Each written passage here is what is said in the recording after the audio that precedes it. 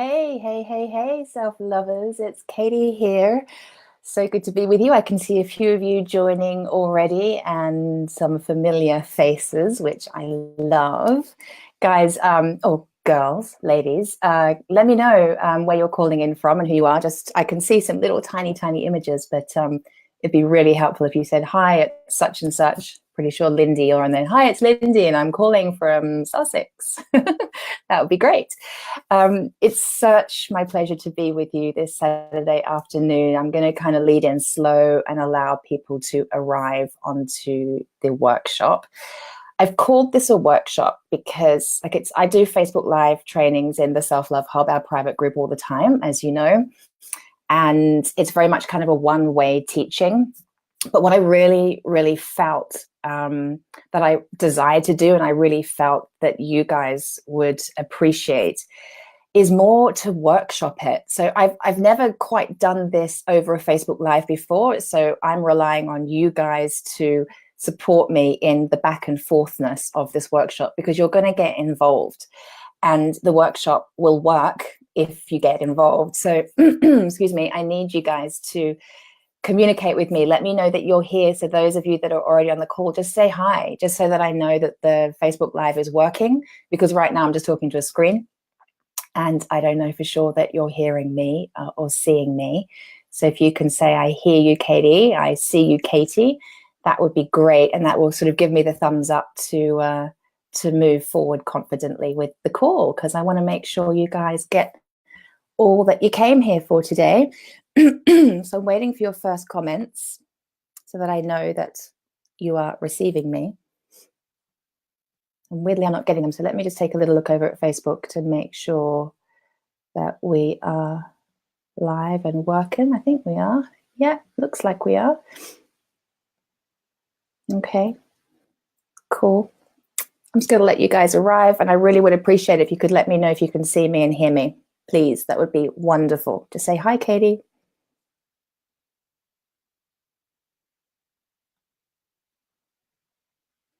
Oh, no, don't want that. Hey, Fee. Hold on, I've just put something up on my screen and now I don't know how to get rid of it. Hide. Oh, we don't want that. Thank you, Fee. Thank you. I can confidently go forward now knowing that you're seeing me and hearing me. Okay, so as we're diving into this workshop, please make sure that you have quiet, safe space just for you. This is very precious time for you to dive deep into the truth of you. That is my desire for you for this workshop. I want you to experience yourself. You are here because you want to know and love yourself predominantly. Like that's kind of, there's probably a gazillion reasons why you're here, but excuse me, I just had a coffee and my tickling my throat. Thanks, Fee. So predominantly the reason why you're here is because you want to know and love yourself, right? And that requires time, and it requires honoring yourself and allowing yourself to really be present to you. And that's what I want for you on this workshop. I want you to really experience yourself today, okay? I'm going to do a quick disclaimer. I am a transformational coach. I am not a therapist or a doctor. So there's all sorts of different types of women who are going to be joining in on this training. And I just want to preface that, you know, self-love is self-responsibility. If you have any sense at all that you've got anything going on for you that requires medical guidance or the guidance of a trained therapist, that is for you to go and get that advice and seek that support. A lot of the work I do with my clients, as some of my clients are already joining, know we dive really deep. Sometimes it does feel like there's a very blurred line between coaching and therapy, particularly when we do our really deep inner child work. It's quite regressive and incredibly powerful. But I always will remind my clients that I am a coach and not a therapist. So to say that again, self-love is self-responsibility. If you need more than coaching, you go find that support. And as I said, please get involved. I'm going to be keeping my eye on the comments over there. I need your feedback. I need to know that you're receiving me. I want you to get involved. There's something about being visible that's really powerful. I want you to commit to yourself through engaging with me. so please do that. Okay, so anybody else joining, let me know where you're calling in from. I would love to know. And it might even be nice to let me know kind of why you're here. Like, what is it that you want out of the workshop? Because it would be nice for me to have that in mind, because I'm very happy to wing it to make sure you get what you need. All right, so let me tell you who I am for those of you who don't know. I'm Katie Phillips. I am the founder of the School of Self-Love. I wrote this very well-thumbed book called The Self-Love Affair, A Woman's Guide to a Daring and Mighty Life. I've also written and produced 4 meditation albums. And as I was just saying, hey Nada, I am a transformational coach, and I'm an intuitive coach as well. I am also a student of transformational living, and soon I'm going to explain to you what I mean when I say transformational living. And as much as I am the guide, the teacher, the coach on your journey, I'm also very, very conscious to being a student on the journey alongside you. So I'm really, really committed to choosing self-love every day. I'm really committed to living transformationally. And I'm committed to every day, and we're going to go into more detail on what I mean when I say this, but every day overcoming my humanness and being deeply connected to my spiritual truth, the truth of who I am. Because when I'm connected to my spiritual truth, I feel at home, I feel safe, I feel loved unconditionally.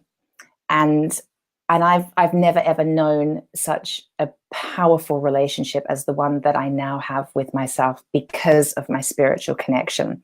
So it's all about kind of working with my humanness to be aligned with my soul and my truth. And that's what I really want for you guys. It's what I am so, so passionate about. My clients will testify that, when they come work with me or when we go on retreat, like, I'm like all in with you guys, all in, because I'm so, so passionate about you having the life that you really desire, particularly a life that you're really proud of and that you just feel comfortable in your own skin, that you have that level of mental and emotional mastery. I really want that for you.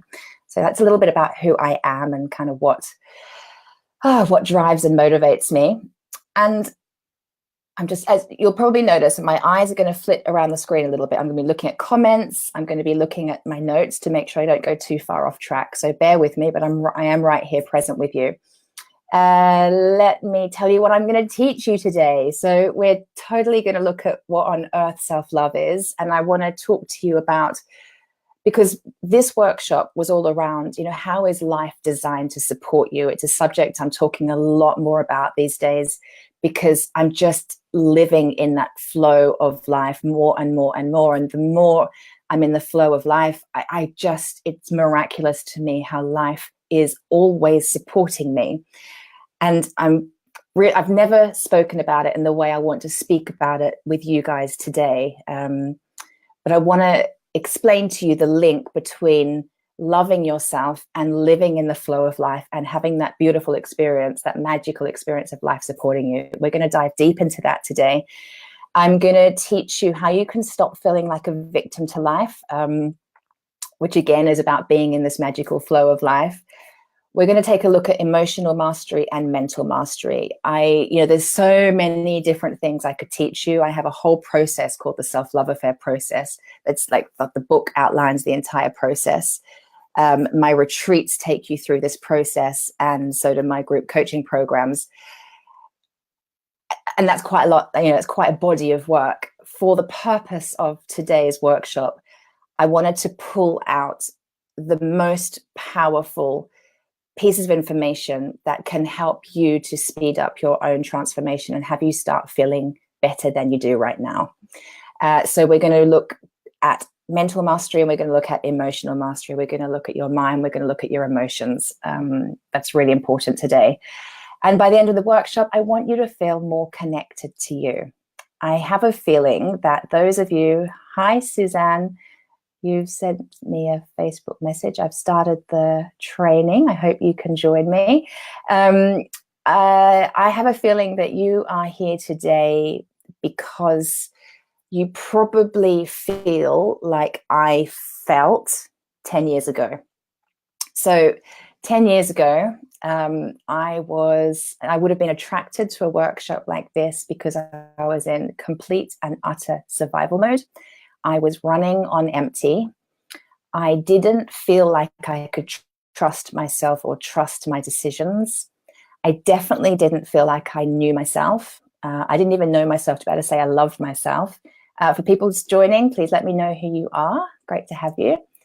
I was emotionally up and down like a yo-yo, which had the people I love most treading on eggshells around me, and it had me feel very, very lonely. And it was disappointing because I was such a people pleaser. I suffered huge codependency. And like my mission every day was to be all things for all people and do the right thing by people and make sure the people I loved were okay and cared for and felt that from me. And, if they weren't okay, I didn't feel okay. So my job in the world, as I saw it, was to make sure everyone else was okay so that I could feel okay. Hey, Helen. Hey, Hattie. Oh, yay. I'm glad to have some familiar faces. Ladies, this is a super interactive workshop. So I'm going to keep asking you to interact with me. Okay. Deal? So yeah, that was me like 10 years ago. I was absolutely fed up with the drama in my life. For me, the drama was very much around my relationships with men. I was totally, utterly sick of smiling and keeping up appearances. Yeah, basically, I was a bit of a hot mess, and only I knew about it. From the outside looking in, I had it all going on. I had a successful corporate career. I was a very good corporate girl, and I worked hard. And I had the boyfriends, and I had the adventurous travels, and I was succeeding in life from the outside watching me. I just didn't feel like that on the inside.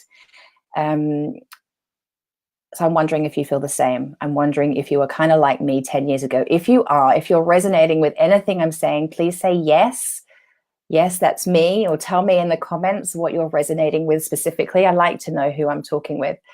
And yeah, it was a tough time. Just to go back and tell you a little bit of my story, because I want to share a little of my story with you, because I want you to know that I get you, that I've been where you are, and that I can show you a way free. Like, that's the point of this. That's the point I share my story regularly with people. So I remember when my mum, and you might have seen the video about this recently, my mum took her own life when I was 22. And that was on the back of, as you can imagine, some years of drama. And it was really sad. My mum suffered clinical depression, and that was really, really difficult for her. And she was very up and down with it. And it was her own personal struggle for many years. And through that, and through various other things in my family that were pretty challenging, when mum finally died, she tried to commit suicide a couple of times before that. When she finally succeeded, I literally made it mean that I was so totally freaking unlucky in life. And I, in that moment, became a victim, like big time victim. I think I was actually quite, by my nature, quite optimistic up until that point. I really was. But when she died, I kind of thought, you know what? Doesn't really matter what I think. Doesn't really matter how hard I try. It doesn't really matter about my positive attitude and doing my best and being my best. Like, it's just not going to be a great life for me. And I really, really believed that.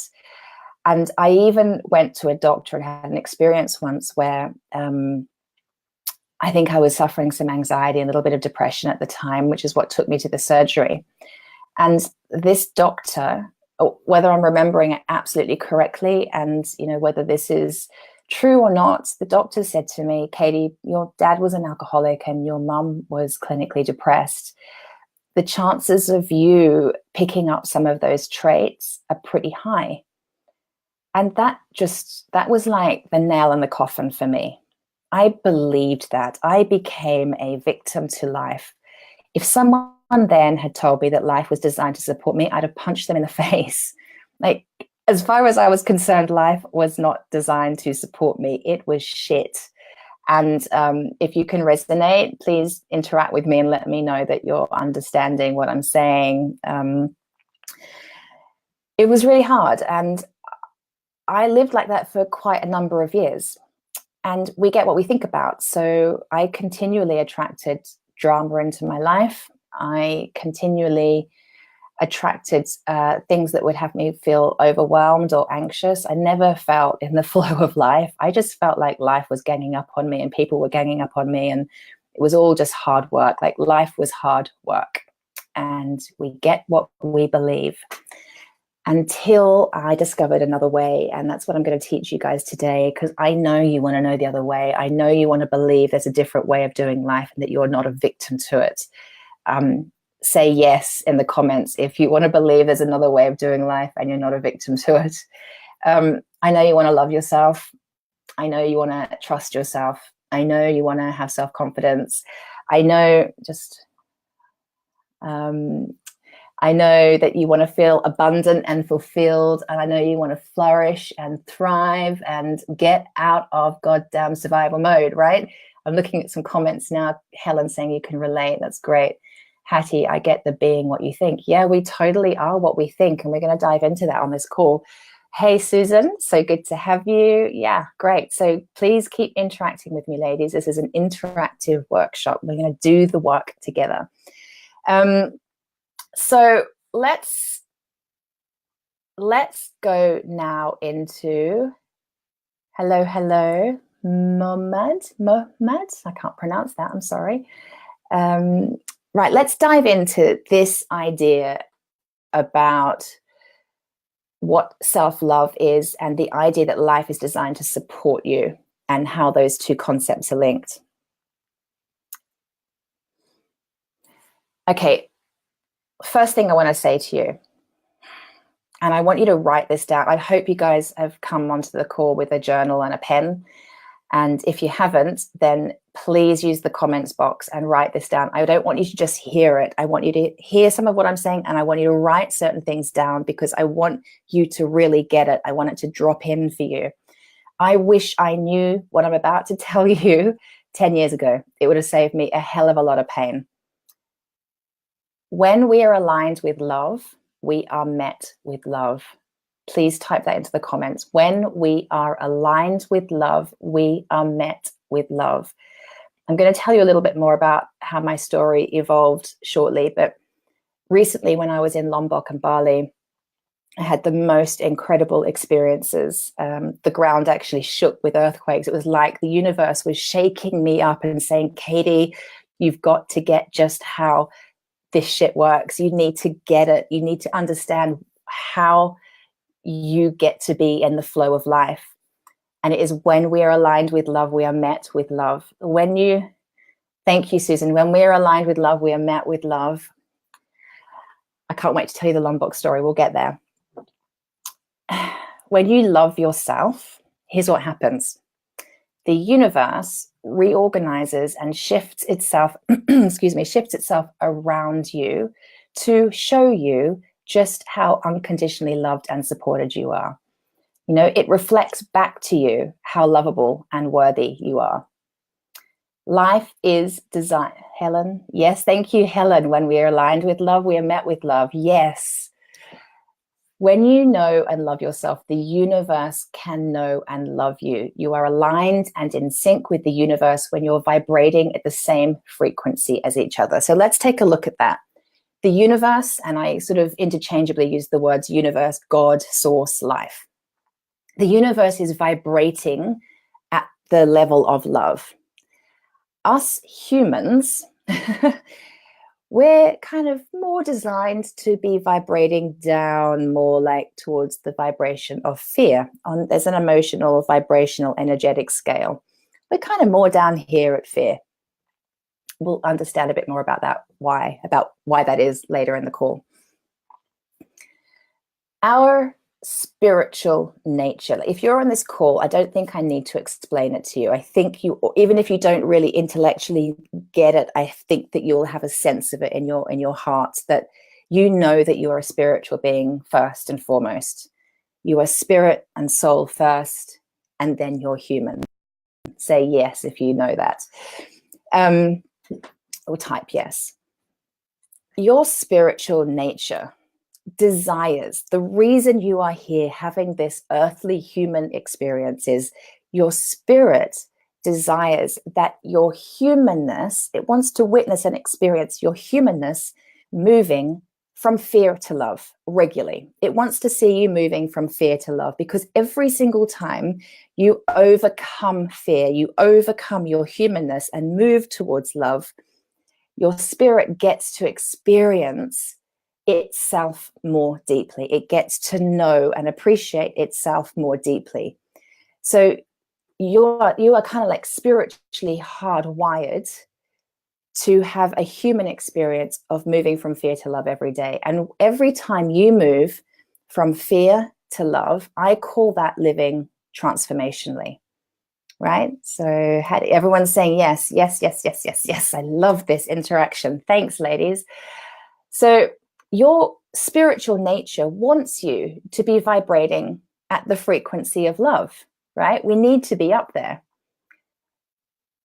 We need to be evolving all the time. It's like, you know it, don't you? You know it. Like, you are on this training because you know in your gut that you will feel proud of yourself and happy and kind of more content and fulfilled within your own self when you are evolving, when you are challenging anything that's sabotaging you, when you are overcoming yourself in some way. Every time you do that, it feels so satisfying because it's our nature. It's what we're meant to do. I was interviewed by somebody last week, and she said, Katie, what's our purpose? And I believe our purpose is exactly this. Our purpose is to choose to move from fear to love every single day. And we're going to go into a little bit more detail about what I mean when I'm talking about fear, because, well, let's go there now. Suffice to say, self-love means living transformationally, choosing love over fear. And let's talk about fear, actually. Thank you, Helen. Yeah, absolutely. Let's talk about fear. Yeah, let's go there. So fear is false evidence appearing real, right? False evidence appearing real.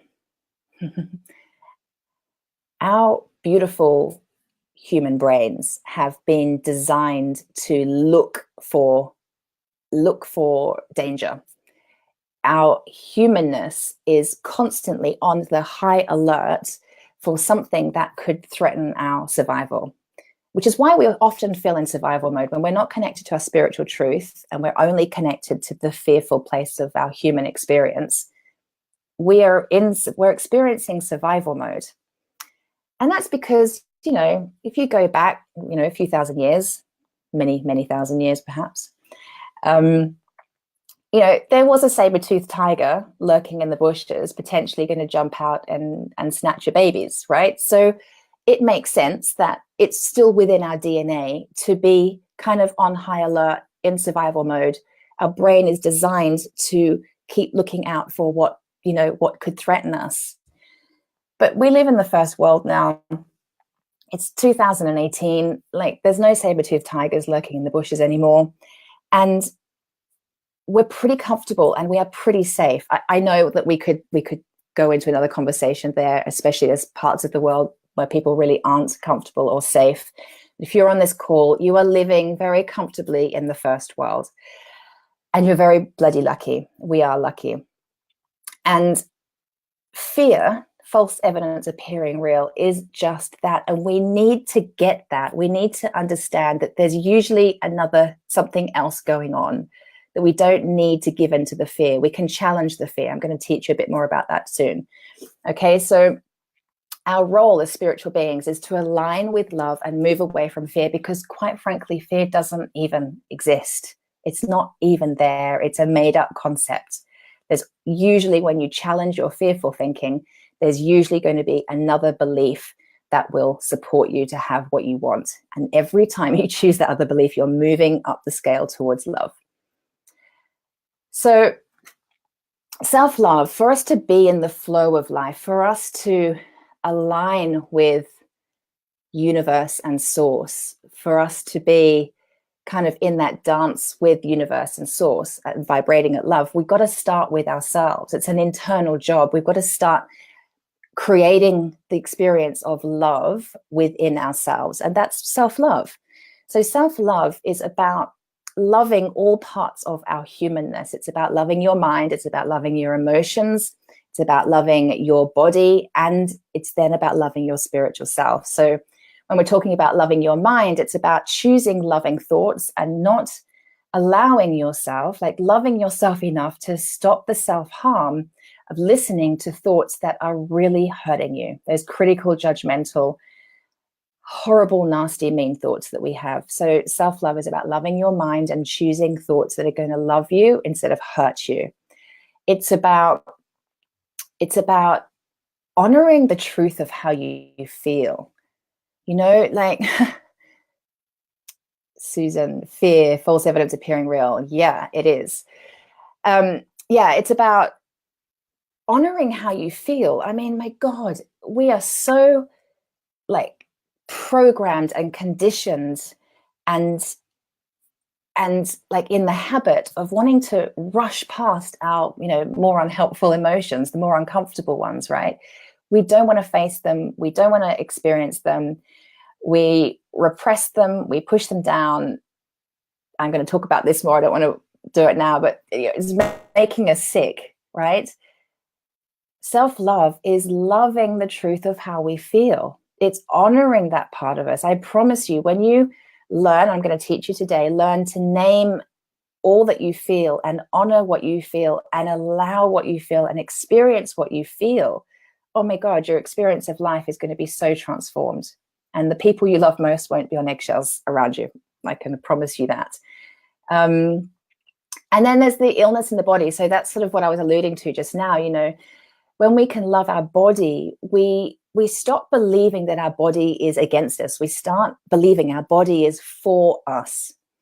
Our body is actually always trying desperately to get our attention and show us what is going on within us mentally and emotionally that's actually causing us to be sick. There's a really great book. I've just got it here. I don't know if you've got this book. If you haven't got it, grab it. Louise Hay, You Can Heal Your Life. It's one of my Bibles. There's another book as well, which I probably should have had here to show you. It's called Body Calm by Sandy Newbigin. And it also has a directory in it, which shows you can look up anything that's going on for you physically, you know, and it will tell you what the mind-body connection is and an affirmation to support it. So we've got to love our bodies. We've got to honor our bodies and listen to our bodies. Stop thinking that, you know, stop being at war with our bodies. It's a whole other workshop, actually. Prue says, need to implement this. Yes. She also says, making myself unhealthy, pushing down emotions with food. Yeah, it's a big one, Prue. And I'm going to talk more about emotions and emotional mastery in this class shortly. So stay tuned. Okay. This is such an important topic. So self-love is absolutely knowing that your body is not against you. It's actually trying to show you where you need to heal. And we've got to take care of our beautiful bodies, because it kind of goes both ways. You know, as we take care of our body, we are actually then taking care of our emotional state and our mental state. It kind of works both ways. And then, you know, we've got to love our spiritual self, because, you know, acknowledging that you are a spiritual being and paying attention to that part of you is a hugely self-loving act, because it's the truth of who you are. As I was just saying earlier, you know, we are spiritual beings first and foremost. When we are connected to that part of ourselves, we just, you know, speaking for myself, when I'm connected to my spirit, which is my daily intention, so much freedom in that, so much peace, you know, and choosing to love that part of me is the most self-honoring experience. Yeah. And when we connect with our spirit, we are also connected with our heart, and our heart center is that, you know, the place of compassion and forgiveness too. So we can't have compassion and forgiveness for ourselves or others if we're not connected to our heart and having an experience of an open heart. So self-love, to recap, is choosing to live transformationally. It's choosing to love your mind, your body, your emotions, and your spiritual self. When we're living transformationally and we're choosing love as an internal experience first, then we begin to vibrate at the same frequency as the universe. And because we're in vibe, in connection with the universe, we start to live in the flow of life. And there is nothing better. But I'm going to raise a couple of questions here, which you might have going on in your mind. And I just want to kind of air them. Let's have a look. Right. So a question that a lot of women are always asking me is, how can I trust myself and make better decisions? So here's the thing, and this is why self-love is the route to trusting yourself. Trust is earned. You don't just trust someone or something, right? It is definitely earned. You might meet somebody and get a sense very quickly that they're trustworthy, like your intuition will tell you that. It's still earned on some level. Choosing to love yourself every day, choosing to overcome your humanness and move from fear to love and be connected to your spiritual self every single day is a practice. And we talk about having a spiritual practice. That is the spiritual practice. And we have to practice it every day because our habits, sort of like our conditioning, is to just sit in our humanness. As you practice the habit of loving yourself every single day, you are building evidence that you are worth loving. You are building evidence that you can be there for you. You know, it's like, I wouldn't trust a friend if I called that friend and she said that she was going to help me out with something or meet me somewhere and then didn't show up or didn't do what she said she was going to do. If she continually didn't show up for me, didn't take my calls, didn't pay me attention, didn't do what she said she was going to do, I wouldn't have a lot of trust in her, right? So it's the same with ourselves. We need to build the trust within ourselves. And so it is a daily practice. If you want to feel like you can trust yourself and trust your decisions, having a daily self-love practice of really tuning in with yourself and deciding to be your own best friend, doing that, choosing to do that every single day is building that faith and building that, you know, you can trust yourself. I can't wait to tell you a bit more about how I trusted myself recently, but we'll get to that. That's pretty powerful. And something else that comes up a lot, another question. Oh, someone's just, sorry, let me just catch up on the comments. Fee, I've just started reading Louise Hay's book. It's so good. Yeah, it's really good, isn't it? It's so simple. It was written quite some years ago, but it's so simple. Yeah, I'm glad you like it. So another question that comes up is, how can you love yourself without feeling guilty? That's a good one. You know, self-love means putting yourself at the top of the list. And most of us are people pleasers, and most of us haven't been taught how to put ourselves first. And we have been conditioned to believe that to love yourself or to put yourself first is really selfish and egocentric. But I actually think it's incredibly selfish not to put yourself first, because here's the thing. The people that you love most are simply not getting the best of you while you're running on empty. If you're not putting yourself first, not filling yourself up, then they are not getting the beautiful, loving overflow of you. They're getting sort of obligation. You're doing for them out of obligation. You're doing for them to prove something. And they feel that. We're all energetic beings. We feel each other's energy. It is felt when you are being of service to the people that you love or to the world, to your clients. It is felt when that's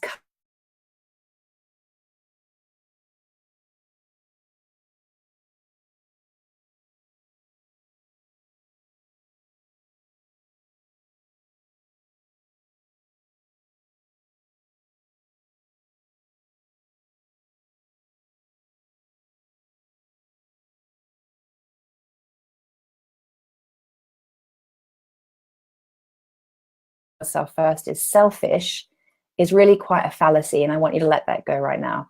You've got to think about that airplane analogy. You know, when you got on the airplane and they talk about the gas mask coming down from the ceiling in the event of the airplane crashing, and And they say, put on your own mask before putting on the mask of your children or elderly people with you, people that can't do it for themselves.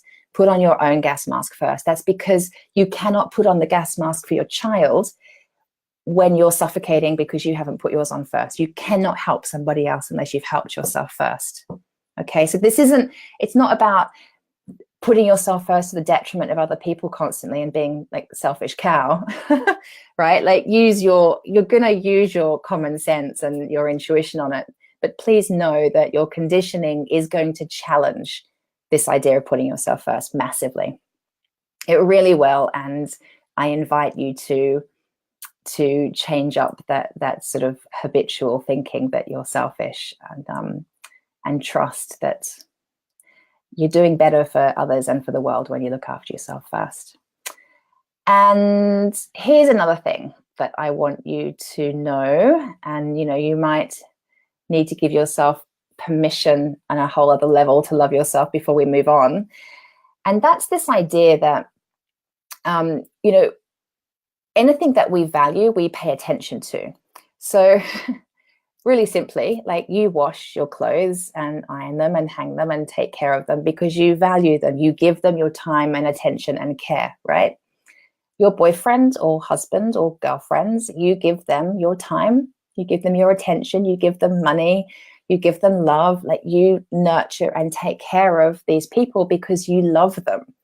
So you've got to ask yourself, why aren't you doing that for yourself? Right? Like, at what point are you going to start taking care of you because you value you? You've really got to question, what is it that I value in my life? And can I include me in that list? And could I potentially put me at the top of that list? Like, do you dare? And I'd be interested if you could put a note in the comments. Do you dare to value yourself enough to put yourself first, to love yourself? And while you're doing that, I want to give you a little bit of an idea of the kind of women I've worked with, because I want you to know that I have worked with women from all different walks of life, like so many. I'm going to give you a little bit of an idea because I want you to get that, like, all of these women have chosen to love themselves and live transformationally. And they are all very different, and yet they are all the same, and they are just like you, and they're just like me. So I've worked with these. I'm kind of using job titles here. I hope that's okay.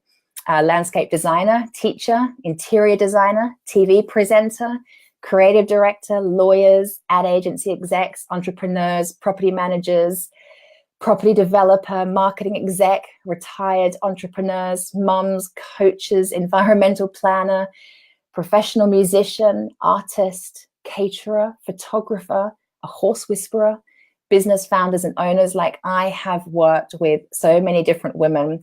You can imagine, like, listen to those job titles. They are not any different to you. And they've all been where you are now. And they are now all living transformationally and choosing self-love. And I'm going to give you some really firm examples as we go through the workshop of certain people and how they have tangibly changed their life through self-love. Okay, so while I was saying that, Susan said, that's a big dare, putting myself above everything. Yeah, totally. But I know you, Susan, and I know you're already on that mission. And yeah, why not? It is a big dare, right? It is. But I dare you. I dare you to put yourself first, and you'll do it. You're an adult, like, you'll do it in a way that's appropriate. Helen says, I dare myself to love myself first. I'm working on this constantly. Yes, Helen, awesome. And we are, like I said, it is a practice, isn't it? It is a practice, because no one showed you how. And I really feel that my purpose now, as much as my purpose is to live transformationally and move from fear to love every day, my purpose is to share this work with women and to guide them home to themselves. And so I practice it every single day too. Like, this is our practice. Yeah. Okay. Now, where did I get to? Alrighty. So I've shared with you a little bit about where I used to be, and I would love to share with you how self-love has had me living in the flow of life, or starting to see how life is supporting me. And here's the thing, like, life, before I even gave myself permission to love myself, before I got over myself, because I used to be so freaking cynical about anybody that, I mean, who knew I was ever going to write the self-help book? I never knew I was going to do the work that I do now, and I would have been very cynical of me 10, 15, 20 years ago. So even then, when I was that cynical corporate girl, life was trying desperately to support me, even though I wasn't aligned in love. It was still trying to support me, because my nature is love, because I am a spiritual being. So just that fact alone had life trying to support me. And I remember I'd already started coaching when I had this realization that even when my mum committed suicide, in that terrible, horrible, awful experience, the trauma of that, life was guiding me and supporting me. Because within that experience, and because of that experience, and by the way, quite often we can see life supporting us in retrospect, right? So this is such a retrospect piece. I saw life supporting me because my mum modeled to me what life looks like when you don't love yourself. She showed me how bad it can get when you don't put yourself first. Oh my God, my mum, bless her heart, was utterly codependent. She did not know how to put herself first. And she didn't even really know herself to know what that would look like. That was a journey that, like, no one showed her how to do life like that. And so life was supporting me because through that terrible tragedy, and although I didn't get the wake-up call straight away, when I did get the wake-up call that there could potentially be another way of doing life, that experience with mum was such a gift. It was such a gift. Like, if I didn't get the gift, I wouldn't be doing the work I'm doing now. Like, not only have I been able to change my experience of life and live in this utter flow, I'm also helping other women to do the same. So there was a huge gift of love in that experience and her death. And I'm glad to be connected with that now, because I feel like this work I'm doing, even speaking about her experience, I feel like I'm honoring her and I'm making her life mean something, right? Her experience, I'm making it mean something now, because the ripple effect is enormous. The number of women that I'm now opening up to about this and teaching and coaching. Oh gosh, how is life support? I want to just give you a few examples of how life is supporting me. I want to give you some really practical examples, because there's so much going on for me that I see in the day-to-day now, because for the last 10 years, I've been absolutely dedicated to living in self-love. And over the years, more and more and more, the more that I love me, and so my frequency is love, the more I am so in alignment with universal law that I'm just seeing amazing things happening. Jane says she would be very proud of you. Thank you, my darling. I hope so. Yeah, I remember when I first started sharing the message about my mum, I was quite nervous about it. And I wondered if I was dishonoring her in some way, or using her and that experience for my business. I did suffer some guilt and I questioned it for a while. And now I get it. Now I get that,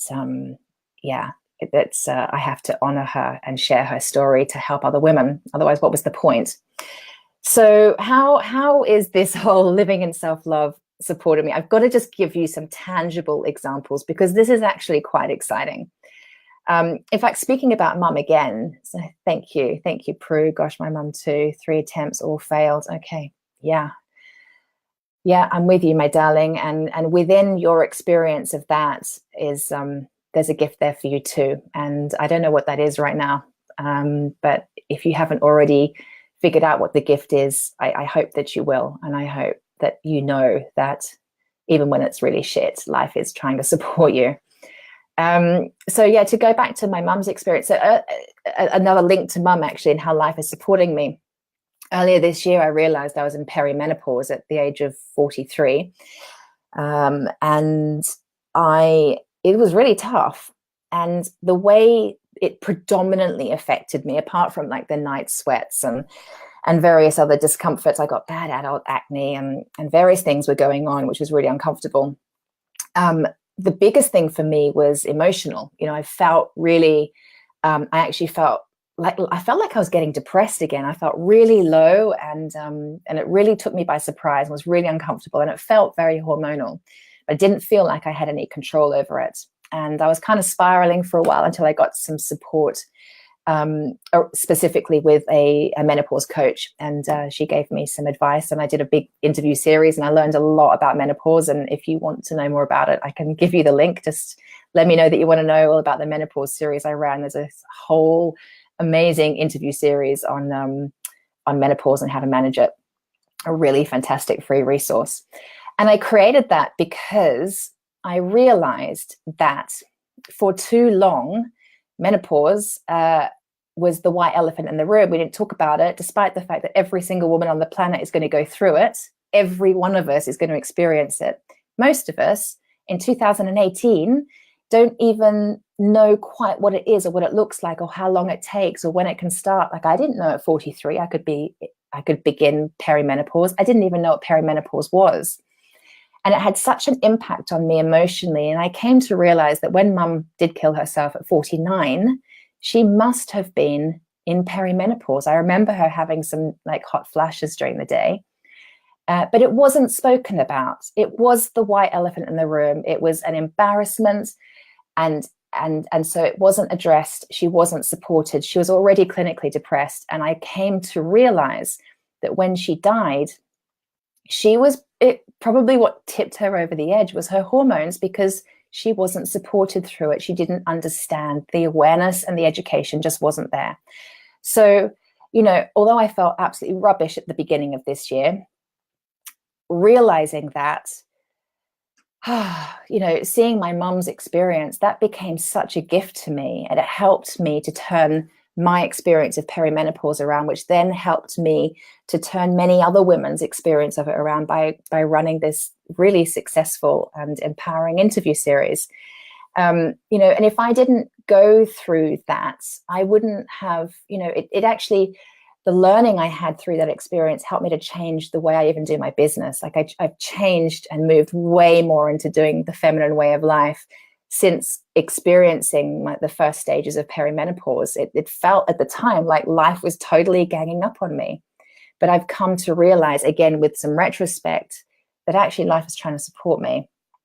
A couple of weeks ago, life was trying to support me. I thought that the world was ganging up on me. I just come back from this beautiful holiday in Bali and Lombok, and it was hard work getting back into the flow of life in Sussex, and it was getting cold, and I was pretty miserable.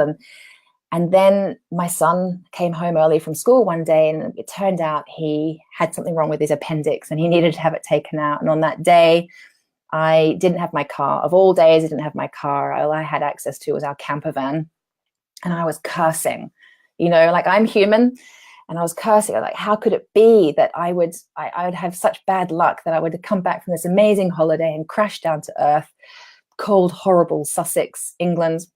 And now I don't have the car, and my son's got to be rushed to hospital. And I'm in this freaking camper van. And then we hit a badger on the way to A&E. And I realized right then that life is designed to support me, because had I been in my car, we'd have had a terrible accident. We were already on the way to A&E, and my son was already in a lot of pain. So it would have been awful.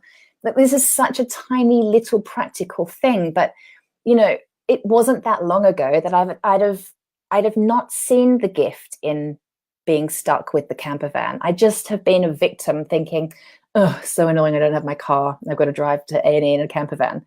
It's silly, isn't it? But it was a really big deal for me to realize that actually life was supporting me in that moment. I really felt like my angels were looking out for me.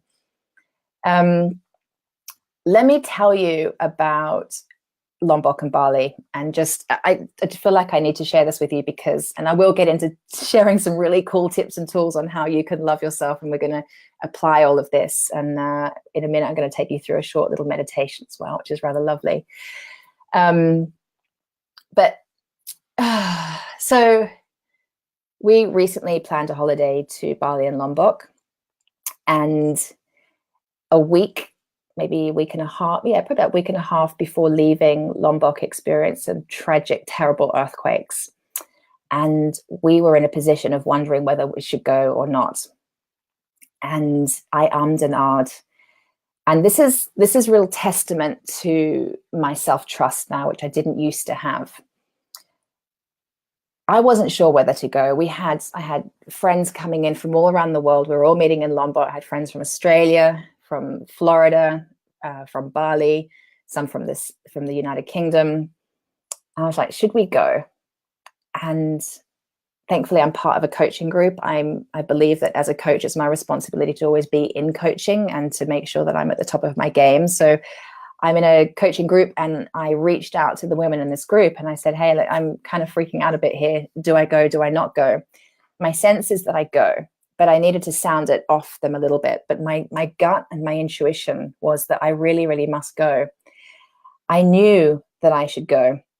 It's quite hard to describe because, a lot of people suggested that that was actually a really bad idea, that it was going to be really dangerous. Why would you take your children to a country that has had terrible earthquakes, is continuing to have aftershocks? It could potentially be dangerous. When we arrived, there was hardly any tourists. I mean, pretty much the beaches we were on, it was us and maybe one or two other families, whereas usually there were heaving beaches. So testament to the fact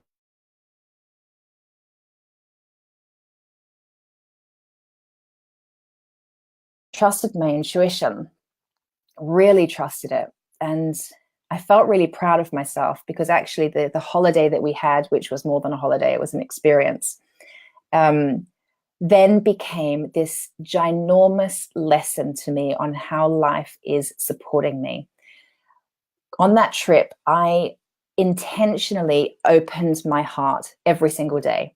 Every single day I would take myself off for a walk, or I would spend time in bed in the morning, or I would intentionally open my heart every day to receive what was there for me. I knew that I was there for a reason. I didn't understand quite what that reason was, but something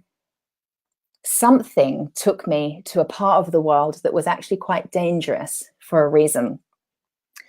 And we did experience earthquakes, and I still now get quite nervous if I feel any vibration. There's like a residual something energy in my body since experiencing the earthquakes we did. One was particularly frightening in the middle of the night, and it was quite a large aftershock.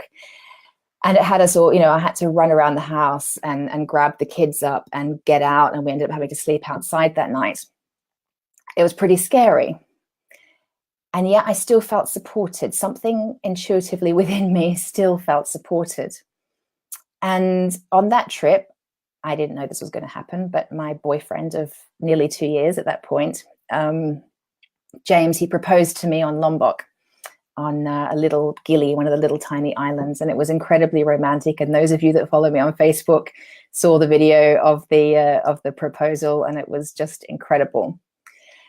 And we went on 5 days later to get married on Bali. And as it would happen, the day we got married actually ended up being exactly 2 years to the day that we'd met, which was unplanned. In deciding to get married, in choosing love, do you remember at the very beginning of the training, I talked about when you show up with love, you are met with love. So we went to Bali and Lombok with the intention of bringing love. I personally went with the intention of bringing love into that space. Such a terrible tragedy had happened there. You can imagine just the mindset, a lot of the people there, that there's a lot of people that we met that had lost people. It was terrible. So we went with the intention of bringing love, and that love looked like just us showing up, our energy, our positivity, our optimism, our money. They needed it.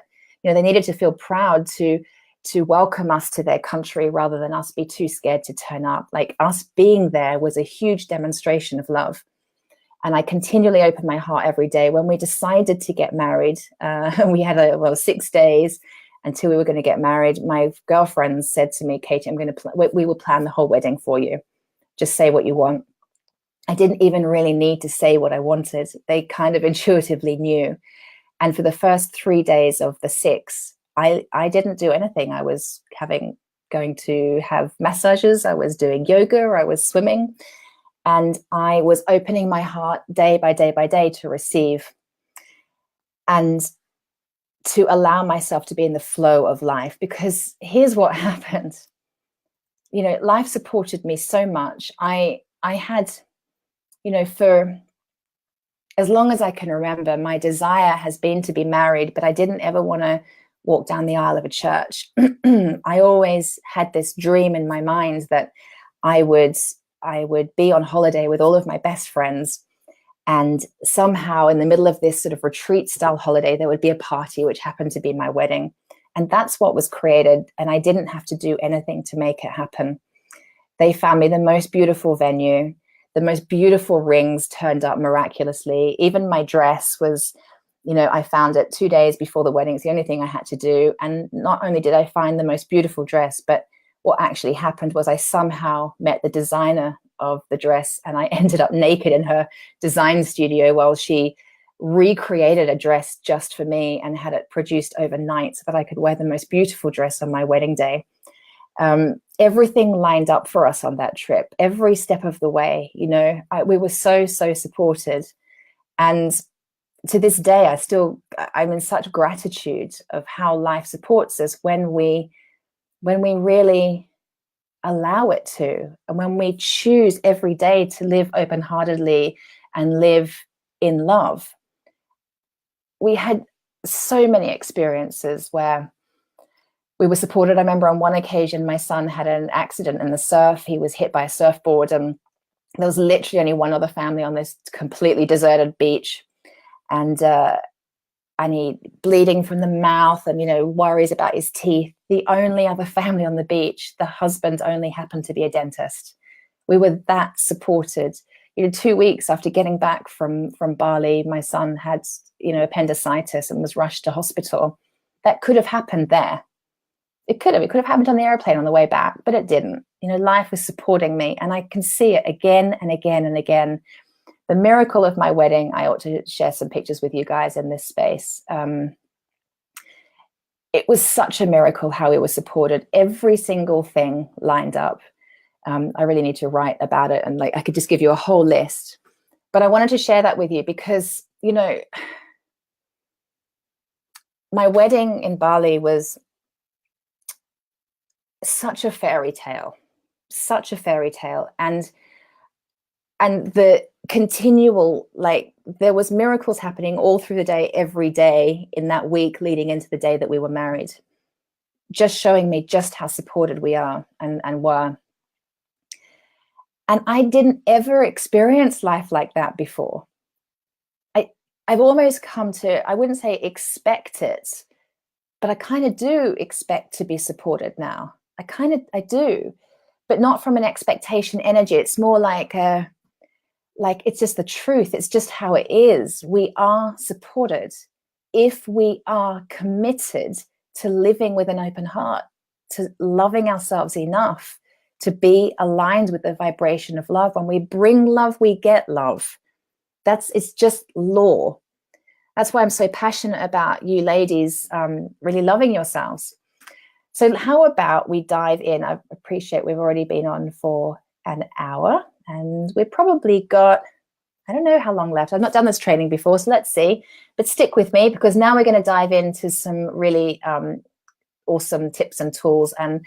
But first of all, before we even get into the tips and tools, I want you guys to just have an experience. I promised you in the posts and what emails I sent out to you before this training, I promised you that you would have an experience of you.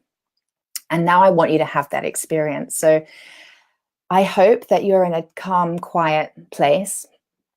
And I hope that you're available to do a very, very short meditation with me. the meditation I'm going to take you through is, it'll only be short, but it's a way for you to begin to connect with all parts of you. I want you to have the experience right now of connecting with your mind, with your emotions, with your body, and with your spiritual self, okay? Because life's busy, and how often do we actually have the chance to really stop and connect in with us? And if you're new to self-love, if you're new to my work, if you're new to living transformationally, then you'll be new to a meditation like this. And this is like step one. This will get you moving in the right direction. Self-love is, oh, hold on, I think I've gone. What's happened there? Have I gone? I think I might have gone. Can you guys still see me? I can't see me anymore in the little picture on the right. It says I'm live, but the image is gone.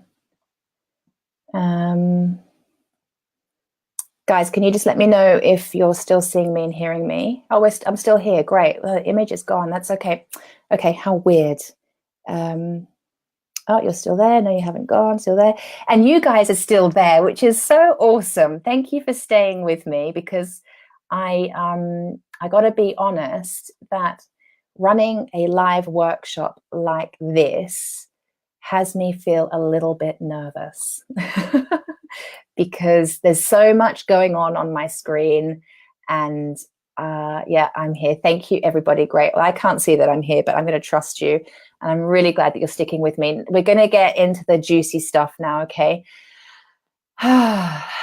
Let's do a little meditation together. Let's begin.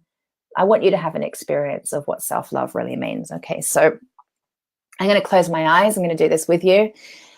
You can sit however you like. I really recommend that you're sitting up straight. You can just have your hands on your lap. I've got mine on the table. Sometimes it's nice to put a hand on your heart and a hand on your womb. I quite often will do that. But just be comfortable. Just allow yourself to feel connected to you. And please do join me. Okay, so all you're doing is breathing, breathing, breathing. Just in through the nose, out through the nose.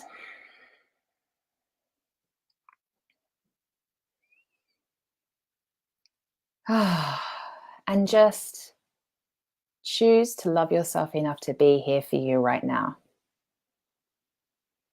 And feel how good it feels to just say that to yourself. I'm choosing to be here for me right now. One of my favorite little mantras I use that came to me in a meditation once is, I am here, this is it, and it's enough. I am here, this is it, and it's enough.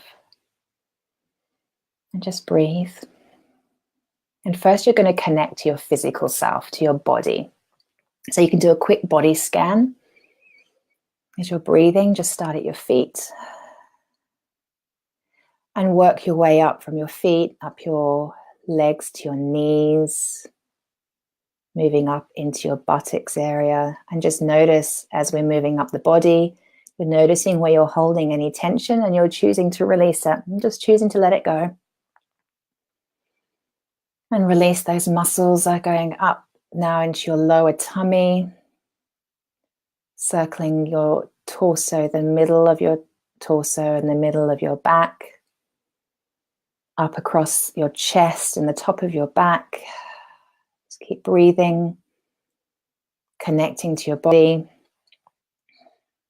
and releasing and surrendering and relaxing as you go. Up into your shoulders, down both arms to your hands, releasing, surrendering, and relaxing. Just focusing all of your all of your intention on your body, and allow it to relax and release. Moving up your neck, over your head, the top of your head, your forehead. Allow that to relax, your eyes, your cheeks, top of your lip, your jaw, your tongue, your throat. And just notice how good it feels in those few moments to have scanned your body and feel more connected to your spiritual self, to your physical self. Feels so good, doesn't it?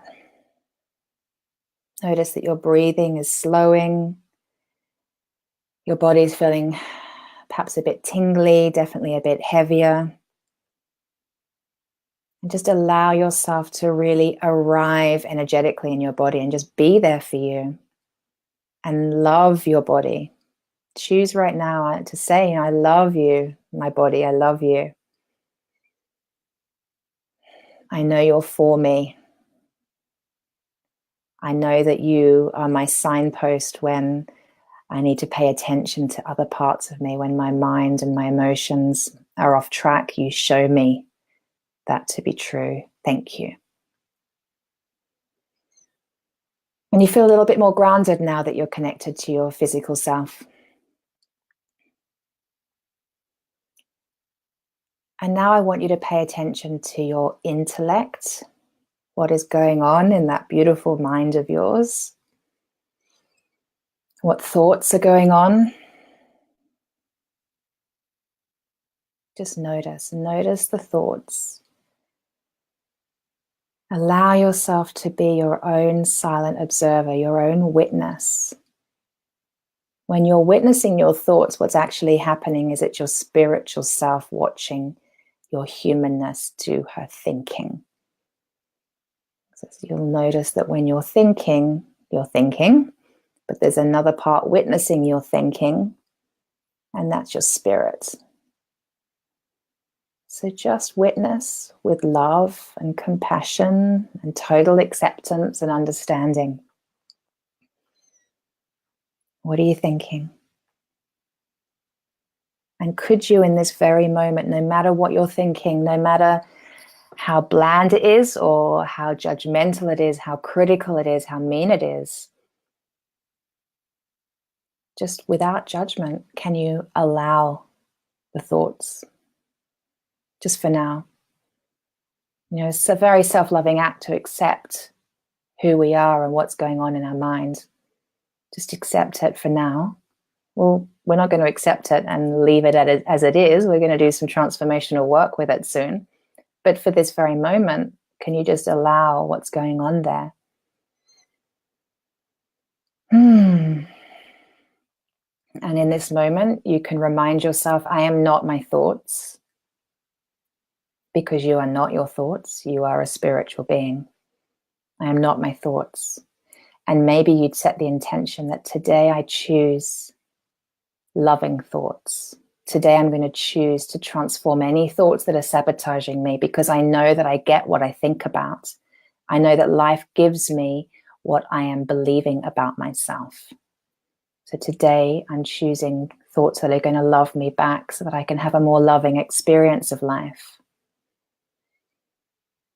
In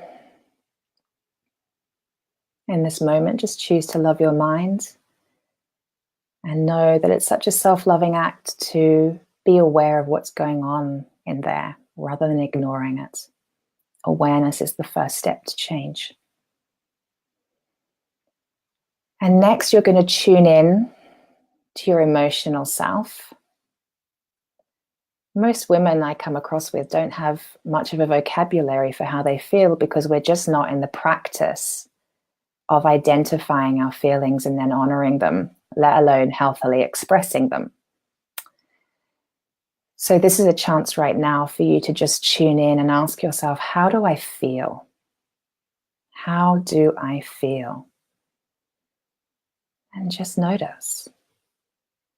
You could be feeling, and we women are really great at feeling more than one thing at a time. You could be feeling happy and sad at the same time. You could be feeling excited and energized while also feeling quite tired. It's quite bizarre, actually. But just notice all that you're feeling. Notice any optimism and joy and happiness. And also notice any disappointment or fear or anxiety or worry, anger perhaps, Just notice how you're feeling. Do your best to name the feelings. And just choose to love those feelings. Self-love is loving all parts of you. It's loving your dark and your light. All that you feel is okay. It's just that society has somehow communicated that the tougher, kind of, let's say, more antisocial feelings aren't okay. Somehow they're bad or wrong. And they're not. I'm going to tell you a little bit more about that soon. But for now, in this meditation, just honor how you feel. And notice how liberating it is to be that real with yourself. So honoring. And I want you to love yourself enough to commit to doing whatever you need today to honor those feelings even more. What do you need? What do you need today to really honor those feelings? I'm going to give you some tools on that shortly. And finally, I want you to connect with your beautiful spiritual self, the truth of who you are, your absolute loving nature. This part of you that is always love. It is always, always, always vibrating at the frequency of love. And the only thing that blocks that frequency from aligning with universe and light and life and source is our humanness, our body, our mind, our emotions. Through connecting with your spiritual self, you are honoring the truth of who you are by remembering who you are. You are a beautiful spirit. And at this point in the meditation, I definitely love to put my hand on my chest and feel my heart opening and feel the gratitude of remembering the truth of who I am. Oh, it feels so good to feel so connected to that part of me. Because as humans, we spend so much time in our heads and so much time on an emotional roller coaster that we forget this truth. And this, when we reside here and when we allow this part of us to guide us, which, by the way, is our intuition, when we allow this part to guide us, life is easy. We make it hard by staying in our head and believing that we are our thoughts and our feelings. It's not true. So notice how good it feels, how energizing it feels to be connected to your spirit, to have honored your emotions and named them, to have recognized and unconditionally allowed your thoughts and to be connected with your body. Just feel how good that feels. When you're ready, you can open your eyes. I'm glad to still have those of you who are with me, still with me. If you could let me know that we're still going here, because I still can't see that I'm broadcasting, and that would be really great to have some confirmation. Thank you, ladies. So how did that feel? I would really like for you to type in the comments now, like really ground this, share it with each other. You know, what thoughts did you notice coming up in your head? What did you notice? What feelings came up? Thank you, Prue. It's all still going. Thanks, Susan. What feelings came up for you? Can you name them? Do you dare to share them here with me? I would be so grateful. And thank you, everyone. Thank you for the confirmation. I'm still here. So what came up for you then? What were the thoughts and what were the feelings? Remembering you're not your thoughts, you're not your feelings, but we have to have the awareness of them before we can change them. Otherwise, we're just like puppets on some kind of autopilot. And you are here because you are choosing to be conscious. You're choosing to take charge of your life. You don't want to be this puppet on a string doing life robotically without any charge. You are in charge. Prue says she feels relaxing, emotional, gratitude, and sadness. That's really beautiful, Prue. Oh, really beautiful. I honor your feelings, and I'm so glad you took the time to connect with them. How about you, other ladies? What did you think? What came up for you? What did you feel?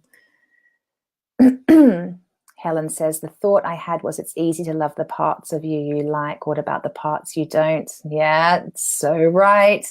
Easy to love ourselves when everything's going and flowing and feeling good, isn't it? And right there, that's such a good comment, Helen, because that's the gold dust, isn't it? That's why we've got to practice this every single day. And every day, those parts or those experiences about yourself that come up that feel unlovable, we are being called to move from fear to love in that moment. We are being called, like, could we dare to love that part of ourselves unconditionally? Could I love earlier this week, and it coincided with the full moon, and I was a bit of a hot mess. I was suffering a lot of overwhelm. I think it was Monday this week. Could I love me while I was in that level of overwhelm? Could I not judge me for experiencing it? Like, it was intense on Monday. I was in tears. I was in my head. I was so overwhelmed. Meditation wasn't even helping on this day. Yoga kind of helped. I was really, really struggling. Could I love myself? Could I not judge myself? Here I am, a transformational coach teaching people how to love themselves. Like, could I not judge myself for not being perfect? Right? So this is the practice, and it doesn't matter where you are on your path with this, no matter how many years you've been practicing self-love, and I've been doing it for at least a decade now. It's a daily practice. Fee says, I need to give myself permission to rest. I'm full of colds. I need to trust this and rest today. Totally. Yes. Beautiful. I love that you had that awareness. Hold on, looking at the comments. Fee, it was so relaxing. Thank you. You're very welcome. Vanessa says, a feeling of presence, but also, is this all I am? Oh, I'd love to know more, Vanessa, what you mean. Is this all I am? Is this all I am? Tell me more what you mean by that. I mean, it is kind of simple, our spiritual truth. And in my experience, the more I connect with me, the more I practice the more I meditate, the more I take care of myself, the more I honor myself, the more I'm proud of myself. Actually, the more when I connect to my spirit, it feels more. It's almost like, in the beginning for me, I was so freaking depleted and empty that connecting with myself, yes, it felt good, but I was very aware of how depleted I was. I'm wondering if that's what you're experiencing. I don't know without you telling me a little bit more. And as time has gone on, and as my connection with myself and my sort of best friend relationship with me, this really intimate, special, deep relationship I have with me now, because that has grown and grown and grown and grown, when I connect in with my spiritual self, it feels endless. It feels enormous, has such capacity. Fee says, I love your honesty. You're welcome. Yeah, you're always going to get honesty from me. Yeah, keeping it real. Hattie says, I have felt so overwhelmed and alone, not lonely, but here sitting in the sun listening has given me space. Beautiful. Beautiful, darling. I'm so glad. And that's the thing, right? That's why we've got to practice this. Give ourselves this space, to really honor ourselves. So I want you to remember something really crucial here. You feel your thinking.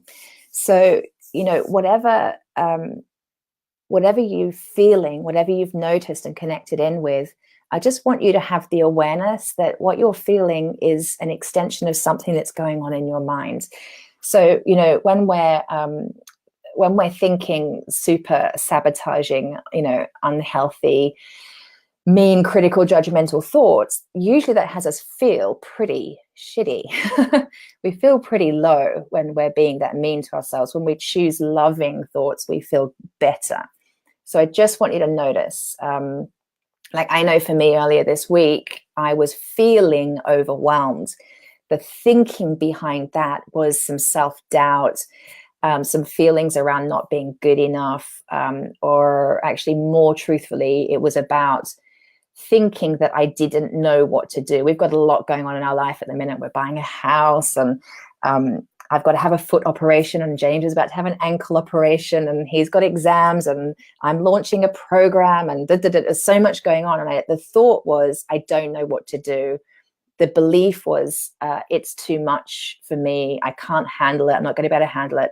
So I was running these beliefs, and so I felt overwhelmed. So what I had to do is go back to the beliefs and unpick them and choose beliefs that actually were way more supportive. And I'm going to teach you how to do that in just a minute.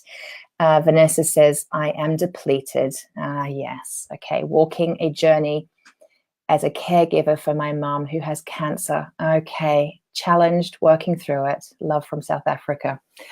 Okay, Vanessa. Well, that makes a lot of sense that you are feeling, is this all I am? Yes. You're utterly depleted, my darling. And day by day, week by week, month by month, year on year, as you practice self-love and really are compassionately there for you, your sense of self will grow and fill, and you'll be even more capable of caring for your mom and other people from that place, I promise. So what I've got to teach you today is going to help you so much, so much. So the first tool I want you to take away today is a daily check-in. Like, how cool would it be if you started every morning? You don't have to do a full-on like meditation, but if you could just, before you even open your eyes in the morning, imagine if you could just check in, just super quick. How am I feeling in my body? Like, what do I need today? Do I need to sleep? Do I need to exercise? Do I need to go do some? For me, it's like I need yoga. What does my body need today? How am I feeling? How can I honor my feelings today? What do I need? How could I feel good today? How could I love myself today? What do I need? What am I thinking? How could I have more loving thoughts today? And just, before you wake up, just to put your hand on your heart and intentionally connect with your spirit and choose to be guided by your spirit today, not your head and the crazy making up here and the craziness of your emotional yo-yo, but choose to be guided by your spirit. Like, just setting that intention every morning, checking in with all parts of you, setting a powerful self-loving intention for that day. It's a game changer. If you want to have a really deep and intimate relationship with yourself, that's a really great way to start your day. So I really recommend that. Okay, so let me give you, as we go through, I'm going to give you a few little testimonials from people who've worked with me who are applying this and it is working for them. So, I was talking about the mind-body connection. I worked with a woman called Lindy. She had ME for 30 years. We worked together and unpicked what was going on in her mind, because ME it's really quite, what's the word? It's pretty devastating, actually. You just feel absolutely exhausted and unwell most of the time. It's not a great way to live, but she was a real sort of A-type personality, high achiever, doing amazing things in the world. And she was depleted and exhausted most of the time. And through unpicking what was going on in her mind and what she was believing about herself, we changed that. It cured her ME. Like, she just didn't have it anymore. We spent a day together, and she decided after that day that, like, she had the experience within the next couple of weeks that the ME was disappearing, and then it was gone. And so, yes, she still takes care of herself and ensures that, she doesn't get tired, but she didn't believe anymore that she had ME, and she understood why she'd been experiencing the symptoms of ME for 30 years through really profound transformational work that we did. So for her, choosing to love herself enough to change up belief systems about herself cured her ME. I had another experience with another client whose name I don't think I'm allowed to mention, so I won't, just in case. Let's call her Joanne. She hadn't been able to have sex for 7 years. 7 years, because it caused her so much pain. She'd had an operation in her vagina, and after the operation, it had built up scar tissue in the vaginal wall, and it just meant that every time she had sex, she was in incredible pain. So that had a massive detrimental effect on her relationships. She was actually single, and she was very reluctant to get into a relationship because of it. And she we had a 2-hour session. We worked together for a period of time, but we had this particular 2-hour session. We identified we went right back into her childhood. We did some really deep inner child work, actually. And it was unbelievable. Like 2 weeks later after that session, and we didn't know, by the way, that we were even dealing with anything physical. To be honest, I was aware of it, but that's not what we were working with. We were not working with her physical condition at all. We were working with her mind and her emotions. And we went right back to her childhood when she was 5, and understood something and healed a piece for her that actually then meant miraculously, and she can't explain it, I can't explain it, but what was going on for her physically actually disappeared. And she was able to begin having a healthy sex life again, which was like being reborn. And I saw her not long ago, and she is glowing.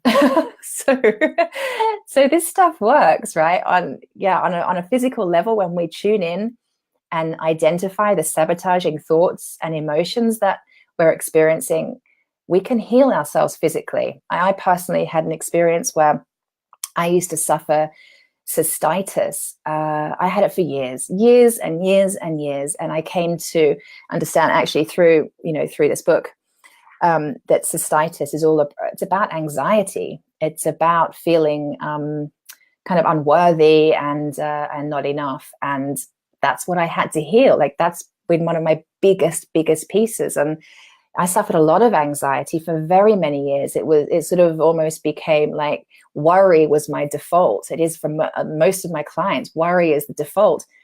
The physical effect that had on me was this cystitis, which didn't matter what I did. And I had exploratory, like surgical stuff done, and I took antibiotics, and I was seeing doctors and specialists. And over the years, I tried every natural remedy. I had every drug possible. Like, I did it all. Nothing worked until I addressed and I dug deep to understand what was going on mentally and emotionally for me. And it was just showing up in my body. And I totally healed that with the help of a coach. Like, a lot of this work there's a degree to which you can do some work for yourself. But, if we knew why we were experiencing what we were experiencing, we wouldn't be doing it. Usually we need a coach and an expert to kind of shine a light on what we can't see for ourselves, because, quite frankly, we're usually so deep in it that we can't see the wood for the trees. And we've been doing life a certain way for so long,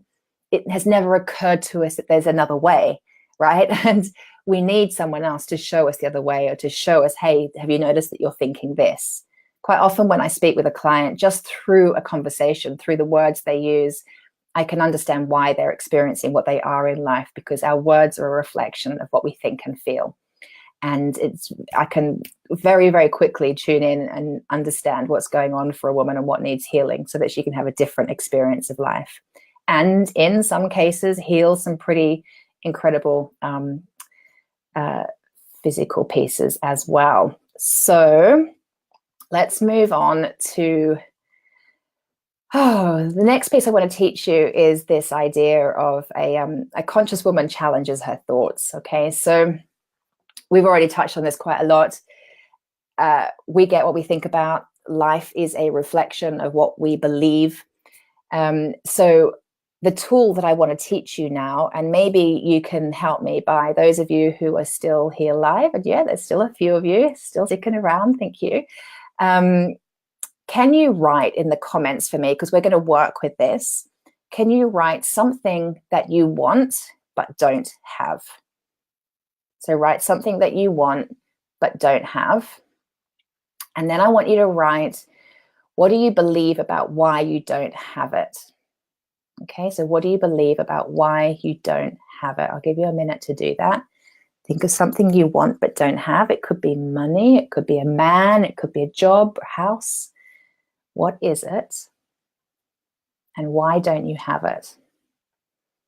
Because Prue says, I don't have control over food. Okay, good one, Prue. And what do you believe about why you don't have it? So Hattie says she doesn't have financial security. And then Prue and Hattie, tell me why that is. Vanessa says she hasn't got peace. Okay. So Prue, it's compulsion. All right. So Prue, I'm going to work with you for a second. Hold on. So you control over food. And bear with me because the screen's like, there's comments coming up. Helen's saying doesn't have a thriving business. Okay, why? What do you believe about why you don't have that? What's the belief going on? Hattie, you've been letting others have control. Okay, all right. So you believe you've been letting others have control, and so you don't have financial security. Okay. So, I mean, I'll work with you guys in a second, but just to give you some other examples, you know, for example, this was my case for many years, goodness. I genuinely thought there was something wrong with me, and that's why I was single. Like, I literally thought I was missing a gene or something, but everybody else, it seemed, everybody else could find their perfect match in life, but it just wasn't meant for me. And until I picked apart all the beliefs around men, like I had so many beliefs around men, around trust, around safety, around believing that I was worthy, that I was enough, that I was lovable, that my dream man, believing he even existed, that maybe he was too good to be true. Like, I had so many beliefs about men and relationships and my worthiness of that. That was why he wasn't coming in. It wasn't until I worked with the beliefs and changed them around and came to believe thoughts that served me and brought me what I wanted that he could come in. And then I called in the most gorgeous man who, as you know, I just married. So let me, hold on, who am I going to work with here? So sorry, I'm just scrolling through your comments. So Prue, so your experience is you don't have control over food and you believe that you have a compulsion to eat.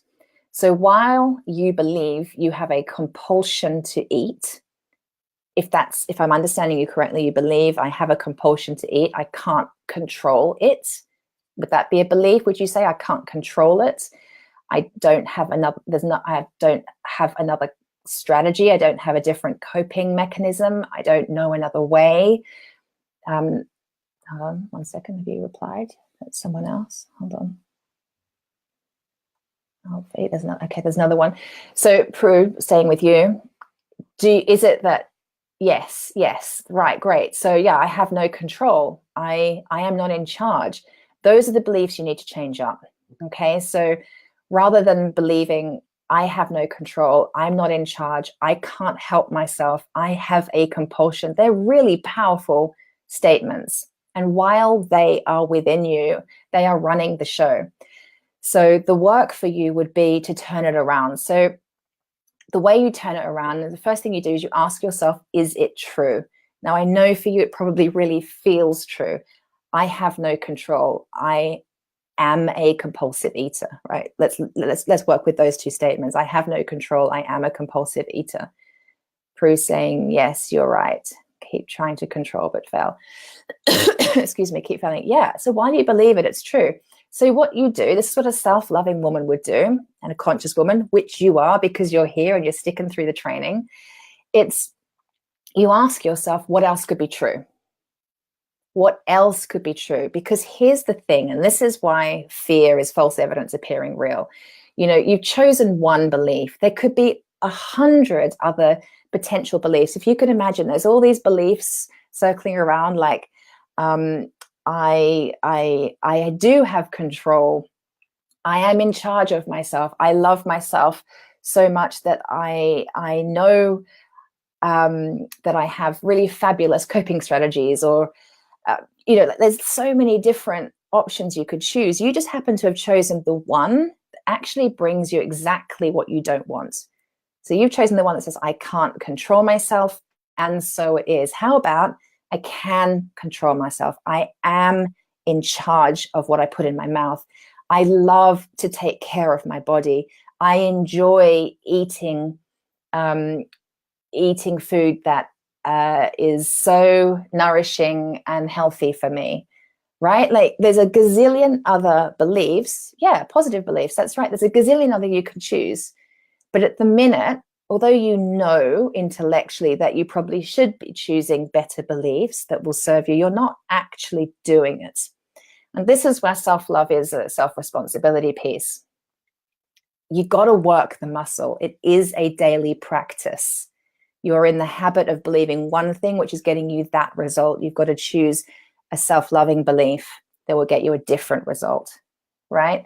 So Hattie, to work with what you said you don't feel like, excuse me, you don't feel like you, I don't know, where are you, have financial security. I seem to remember reading that somewhere, but I can't find it.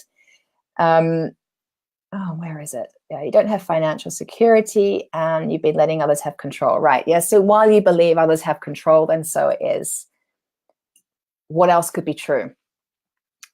I have control. I love having control over my finances. I love being in charge of my financial destiny. I love to take care of myself through the way I manage my finances, for example, right? So it's about choosing different beliefs that are going to support you. Cool. Is that helpful? I'm just looking at my notes. And then, hold on, there's a few more messages here. Fee says, I want to be an author to share my story with others. Yes, love that. Why I don't have it? Because I don't feel I am an expert and I also have dyslexia. Okay, lots of dyslexic authors out there, my darling. I would really recommend that you find out and just get evidence that there are dyslexic authors.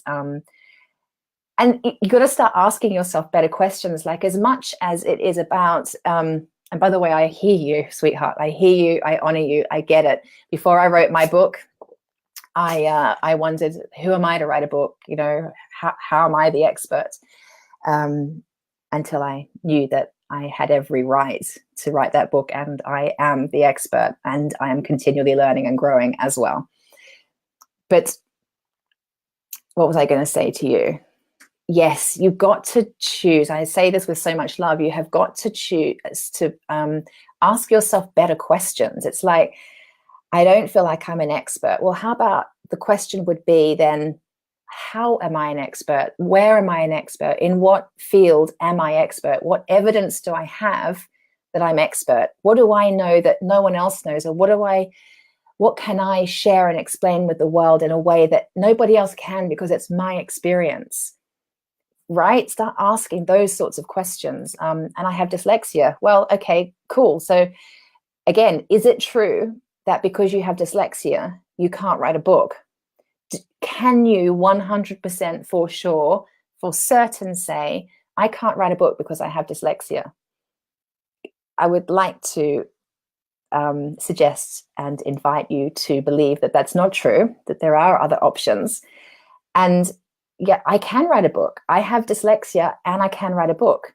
I have dyslexia and I'm excited to hire an editor that can ensure that, you know, my book makes sense or, you know, whatever. But here's the thing, when we believe the thoughts that are giving us exactly what we don't want, we are giving our power to those thoughts. So we have to choose to give our power to thoughts that love us, right? So, hold on, Vanessa, I know we've done that. Sorry, Vanessa. Prue, thank you. You're welcome. Hattie, totally. Yeah, we're on track. Prue, so pleased I came across this today. I'm obviously supported. Yes, life is designed to support you. Exactly right. Fee, thank you so much, Katie. You're welcome. You can do this. You can totally do this. But me saying that kind of means nothing, really, until you believe it and until you change up your belief systems to support you having that experience, okay? Right, so I'm going to skip that bit because I'm aware of time. Hold on a minute. So here's the thing, right? In working with your mind, you've got to start choosing thoughts that love you back. So a really great first step to that is creating an affirmation. So affirmations are, one of the most powerful ones is I am. So if you don't believe that you're enough, I am enough.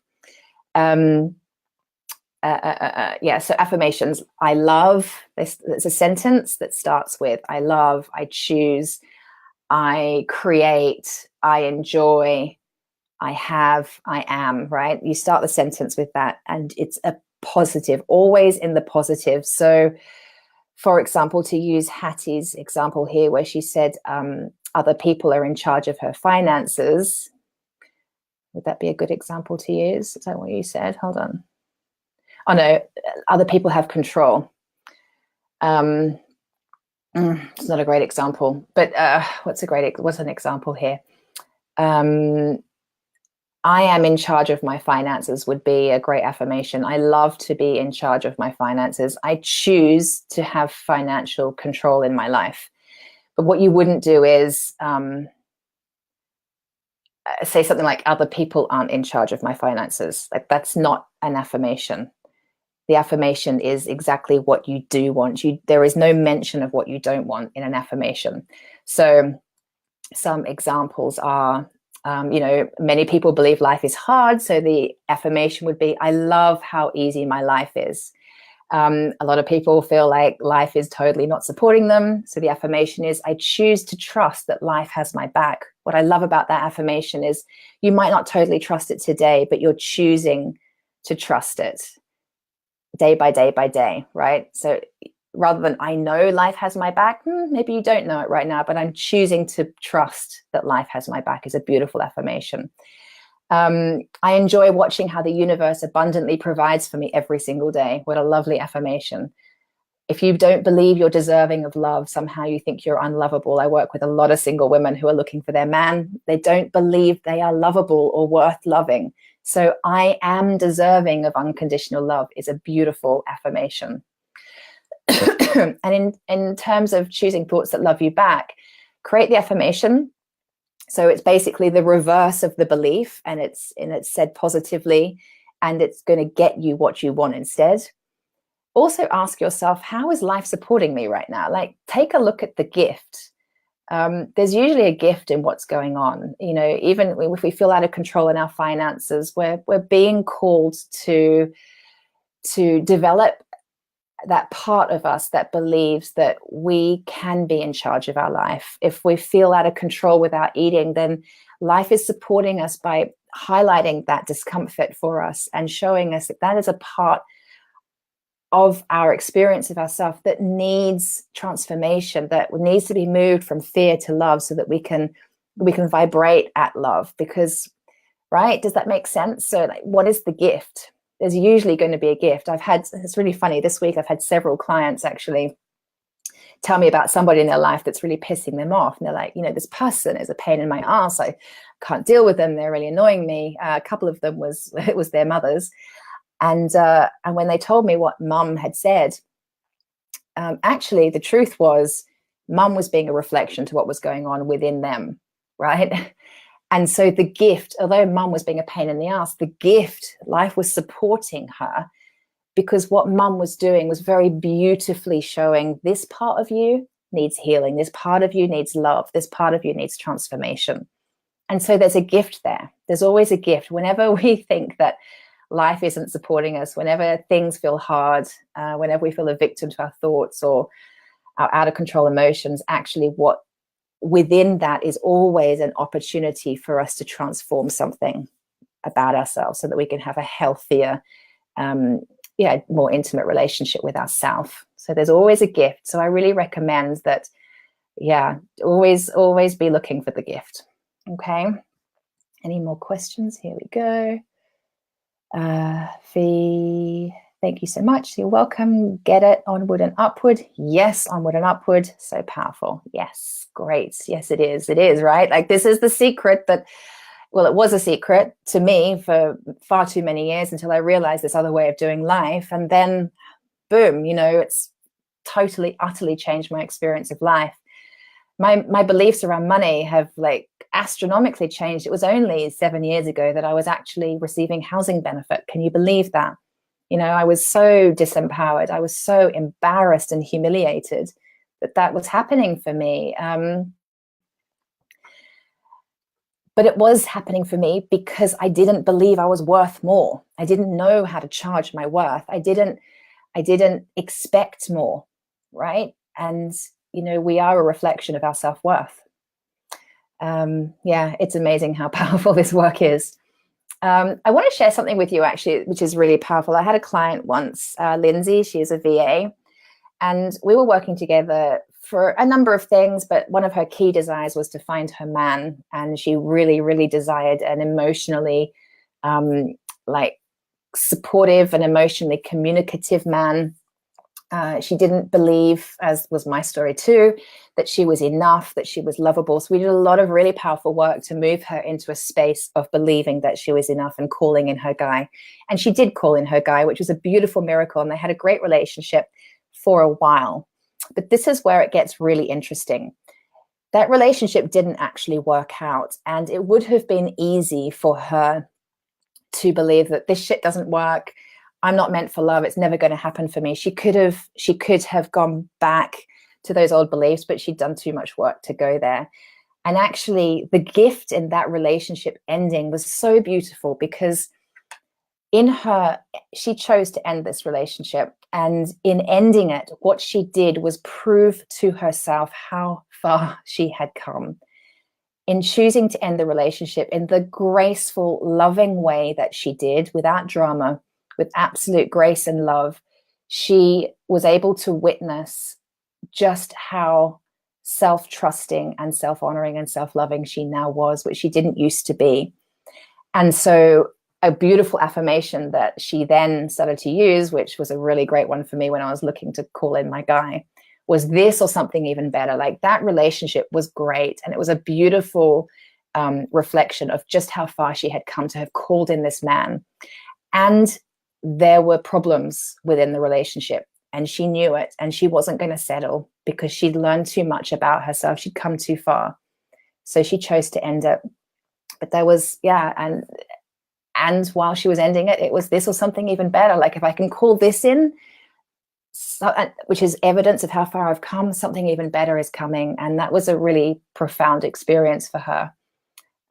Prue has said, I've enjoyed this so much, so positive. You're welcome, Prue. I'm really glad. Yay. Let me give you another example. Paula, a lawyer. My God, she was in such a dark place when we first spoke. Such a dark place that I actually almost recommended that she speak with a therapist before me and do some work in therapy first. But actually, it felt good. We decided to work together. She felt so utterly purposeless. Her experience with her colleagues was, really negative and quite damaging and miserable. She was in a pretty dark place, and she had such a sense that she wasn't enough, and she believed that she was always going to get let down. She just believed she was always going to be disappointed. The people she worked with were pretty disappointing, pretty uninspiring, working all hours, making great money, but feeling empty, like really empty. And so through coaching, through choosing self-love, she has become, oh my God, like utterly different person. Inspired, trying different hobbies, eating better, exercising more. The annoying colleagues have suddenly kind of disappeared. She's finally having conversations with management around coaching, and she didn't know that they were in coaching too. And so she's having, more inspiring conversations. And she's now planning ahead, planning an exit strategy, planning a different business to move into. And it's incredible, right? But that was through identifying her really deep beliefs about not being enough.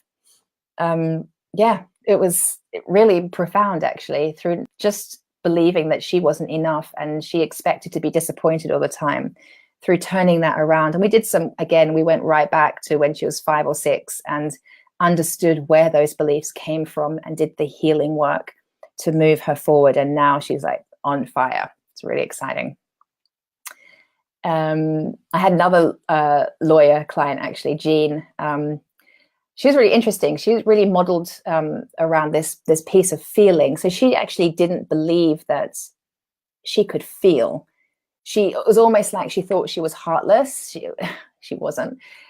She felt like she was really cold and didn't respond to life like normal people. And she couldn't cry. She couldn't get angry. She couldn't, she was kind of numb.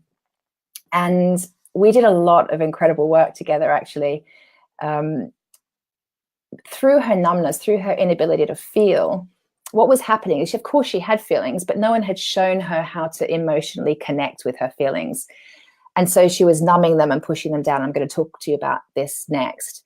And she was numbing and pushing down her feelings. And that was making her incredibly sick. And we started to discover that she had some fairly serious health issues going on, which needed attention. But what healed the health issues was helping her to connect to the truth of how she felt. Nobody had done that before. That was a very scary thing for her, to connect with how she felt. And I helped her to do that in a very safe way. This is the thing, right? We can feel so unsafe and so out of control when we connect with the more uncomfortable antisocial feelings. And so we don't want to go there. But in helping her to emotionally connect, she was able to start feeling. Now she cries really easily and is actually really proud of it. She also believed that she was never going to have a man. She could never meet someone. She felt she was utterly unlovable. She's now in a beautiful relationship. They've had a baby. It's all change. And she's currently planning an exit strategy from her pretty intense career. But while we've been coaching together, she's actually managed to take a big sabbatical, which she didn't believe was possible. She didn't think she could step away from her work because it's so intense. But we found a way, and the way was found through changing up her beliefs about that.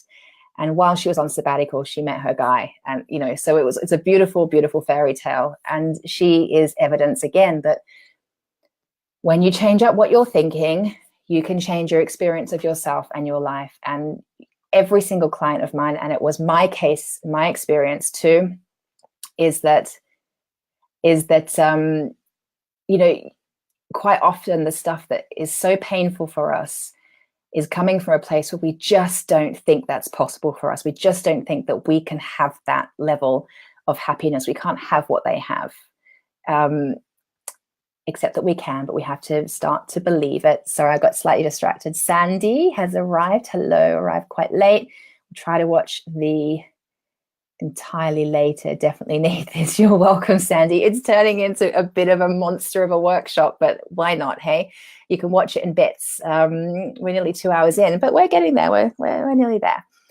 Okay, so moving on. I really want to just talk to you a little more about your feelings. I want to remind you that here's the thing, if you're an emotional yo-yo, if you are frightened of your feelings, if you don't want to pay them attention, if you're scared of them, if you feel unsafe about them, and so that you're pushing them down and repressing them, then actually what is happening, not only are you making yourself sick, which we've talked a lot about on this training, the people around you are treading on eggshells. And I know that that's causing you so much pain. It has caused me pain in my life. Like, I can't even begin to tell you. To feel so alone with yourself because you're emotionally out of control. Like, you feel so disconnected from yourself. The pain on top of that is that you're hurting other people too. And you don't want them on eggshells. You don't want to feel emotionally detached or disconnected from the people you love. You want your heart to be open. You want to connect. We are human. We are designed to connect. And it's really, really hard to connect when we don't have emotional mastery. So this is a really, really big piece. Self-love is self-responsibility, and it is about loving and honoring your emotional self. It's about not making yourself bad or wrong for anything that you feel. It's about really giving yourself permission to feel your feelings, all of your feelings. And it's learning how to do it in a way that has you feel very, very safe. The more antisocial feelings, like particularly anger and grief. When I say antisocial, what I mean is it's not easy to express them in public, is it? It's private work often, or it's work that we do without our partner or a close friend or a coach or in a coaching group. It's not to be done in the office or on the train, perhaps. We need to feel safe. So here's what I'm inviting you today is to move from your head, your beautiful head, and move down into your body and start to feel your feelings. I cannot implore with you enough the importance of allowing yourself to feel what you feel. I promise you, if you need answers to something in life, often what will be blocking your intuition, your availability to receive the guidance to those answers is your feelings. You're an emotional you're an energetic being. And when you have emotions that are blocked and pushed down and repressed, they're blocking you from experiencing the guidance and the intuition you need to take your next steps in life. So when you actually create safe, private space for you to feel what you need to feel, whether that's having a really good cry or, bashing a pillow, having a good yell or a scream, like whatever it is in private, when you can do that, it's kind of hard to explain. It's a very experiential piece, and it's something that we will be doing on my retreat that's coming up in November. We do a lot of catharsis therapy, where we just allow ourselves to feel what we feel. And it is amazing, the inspiration and guidance and the high energy that drops in afterwards. If you're feeling sluggish and low, it's because you've probably been blocking your emotions. They say that depression is long-term repression, because we can't selectively turn off emotions. If we are pushing our emotions down, or Prue was talking about, she eats and to avoid having to feel, and that's a really common thing, my love. We have all sorts of amazing strategies and coping mechanisms, and we think we're really clever. We've got all sorts of things that we do to avoid feeling. We overshop, we overeat, we overwork, we get ourselves addicted to drama, field relationships. We do all sorts of crazy things to avoid having to feel. Mine thing that I used to do to avoid feeling was half a bottle of red wine and Netflix, like numbed out bliss, didn't have to feel. Brilliant. But the thing is, while you're not feeling what you need to feel, like I said, you can't selectively switch off those emotions. So while you think you're switching off from your anger or your sadness or whatever it is, you are also switching off to your joy and your happiness, right? So long-term repression is depression, and I've actually worked with a few clients around that before. I think I've got an example of somebody. Polly, she was business owner and entrepreneur, being totally suffocated by her business, and she was a self-confessed people pleaser, codependent, and she was caring way too much about her staff and suppliers and making sure everybody else had their needs met and were getting paid and everything was okay for them, and she wasn't paying attention to actually what she needed. And she needed to be out of that business. That business needed to be sold. It was not in alignment with any of her values. It was sucking her dry. She didn't believe that she could get out to start with. She didn't believe that it was okay to sell the business because too many other people's lives were dependent on her. But at no point had she questioned, like, what about me? What about my life? And she ignored how she felt for such a long time. And she continually put other people before her, and she put the business before her, absolutely to her detriment, because she ended up in a really dark place, feeling really depressed. And we did some really powerful work with her to move her out of that depression. And that was through helping her to connect with the truth of how she felt. I supported her so that she could sell her business, and she's created now, she's an amazing entrepreneur. She's created her own product, her own brand. She now lives into her values, works into her values. It works around the family. And she's in a much, much better place. But, we can find ourselves in a very dark hole when we don't honor the truth of how we feel and when we put everybody else first. So when it comes to your feelings, those of you who are still live with me and you're still going, and I love it, you're all still here. I want you to put in the comments here. Let me take a look at my notes. Okay, I would like for you to write what feelings you have that feel hard. Like, what are the tougher feelings that you're experiencing, the more sort of antisocial feelings? I would like you to out yourself and allow me to support you and witness you, because there's something really powerful about being witnessed with absolutely zero judgment and total unconditional love, which is what I have for you, because I can nearly almost 100% promise I've been where you are, or somewhere very, very close. So I get it. I want you to write, what feelings are you having recently? What's sort of a recurrent thing for you that you are ignoring? Like, why are you why are you sabotaging yourself with these coping mechanisms like overeating or compulsive shopping or overworking or focusing on other people and not yourself? Like, what are those feelings that you're trying to avoid? And as I said earlier in the training, a lot of women don't have the vocabulary for their feelings because we are so not in the habit of honoring how we feel and actually being able to name how we feel. We have to name how we feel to create the awareness. And like I've said a couple of times, awareness is the first step to change. So let me give you some feelings that are kind of lower on the emotional scale towards fear. So fear would be one. There's grief. See if you recognize any of these. And if you do, write them in the chat box. Grief, despair, powerlessness, insecure, guilty, unworthy, jealousy, hate, rage, anger, blame, worry, doubt, disappointment, overwhelm, frustration, impatience, boredom, irritation, stressed, tired, numb. Do any of those relate? Or do you relate, to any of those? I wonder if you do. Like I said, I was experiencing overwhelm at the beginning of this week. Had to love myself through that one. What are you guys experiencing? Do you dare to share with me, or have you gone quiet? I think you might have gone quiet.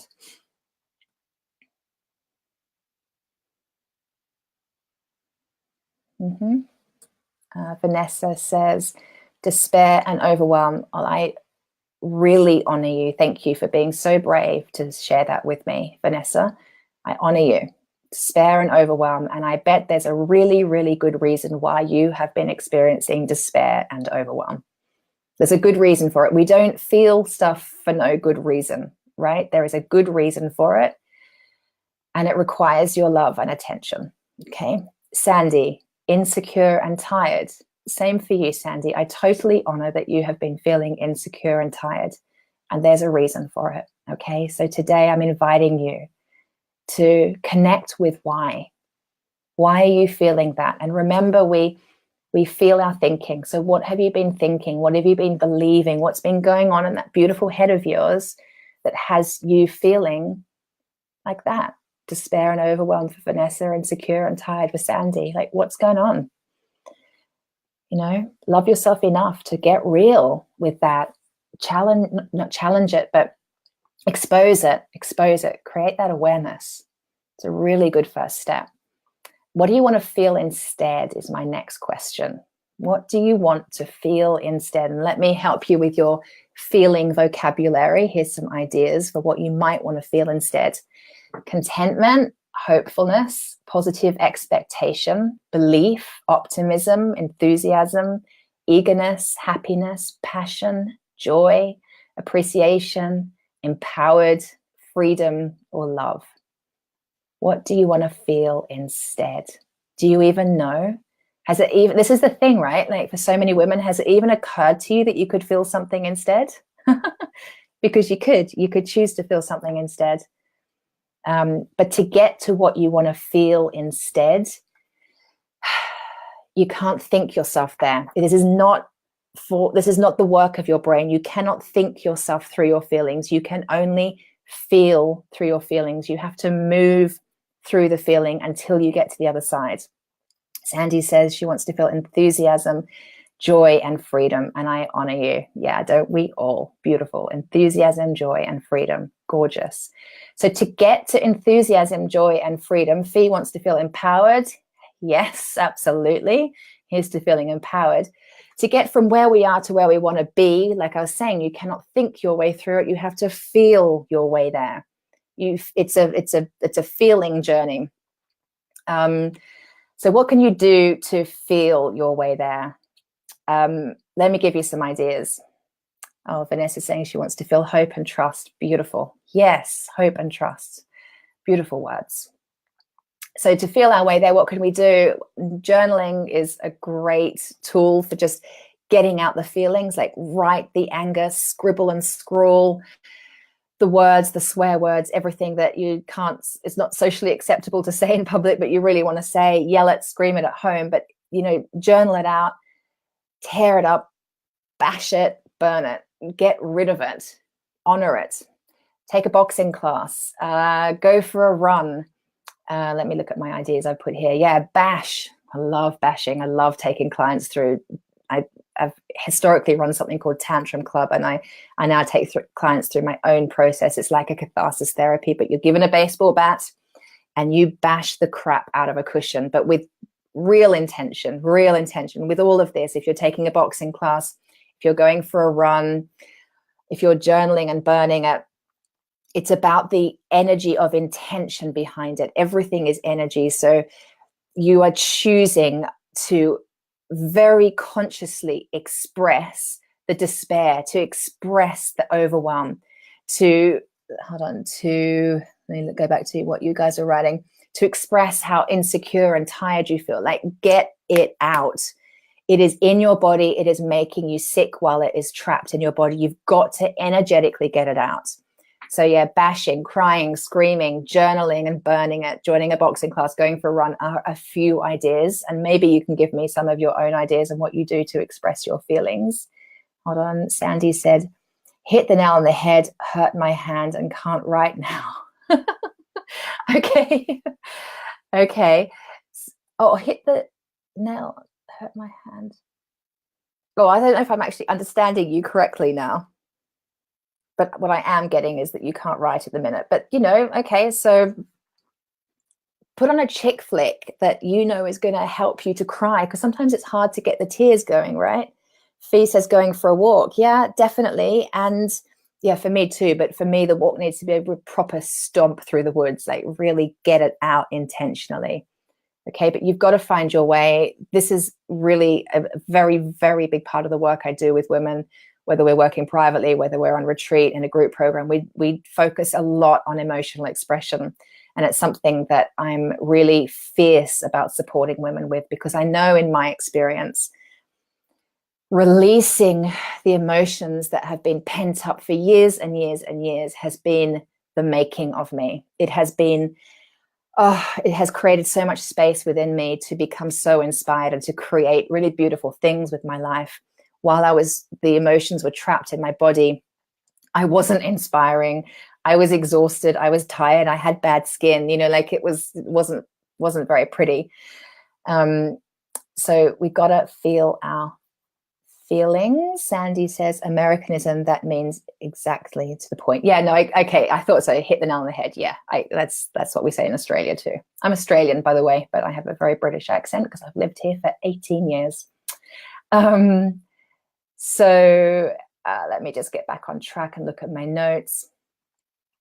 So really the tool that I want you to take away today is this idea that emotional expression, feeling is your way to healing. If you want to feel all the yummy, high vibe feelings of joy and happiness and optimism and positivity and hopefulness, you cannot, sorry to be the bearer of bad news, those feelings are not available for you until you deal with the lower vibrational feelings. Okay, they're just not available for you. You've got to move through the tough stuff for as long as it takes to come out the other side. I really recommend you don't do it alone, particularly with the tougher feelings. I really recommend you have the support of an expert through that.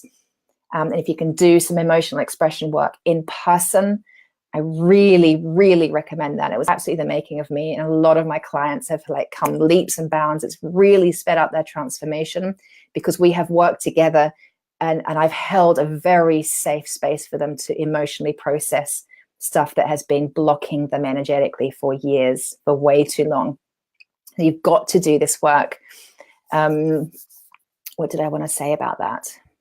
I think that's what I want to say about that. So I hope that is helpful. Let me give you another example of a client who actually went on to do some training to help other women with catharsis therapy because it was so powerful for her. This is the thing, we feel other people, don't we? And when I first met this woman, Joanne, she had this energy about her that was quite angry. And it was pretty understandable. A bit like when I was talking to you about Polly a minute ago, she was also running a business that was totally not aligned with her values anymore. She was being totally suffocated by it. She was miserable and she felt trapped and she was angry about it because she felt so dissatisfied and so trapped, but she didn't know how to healthily express those emotions. So we did a lot of really powerful work. We did some really great bashing and crying and yelling and screaming and getting it out. And that was really, really powerful for her. And it was really the change that she needed.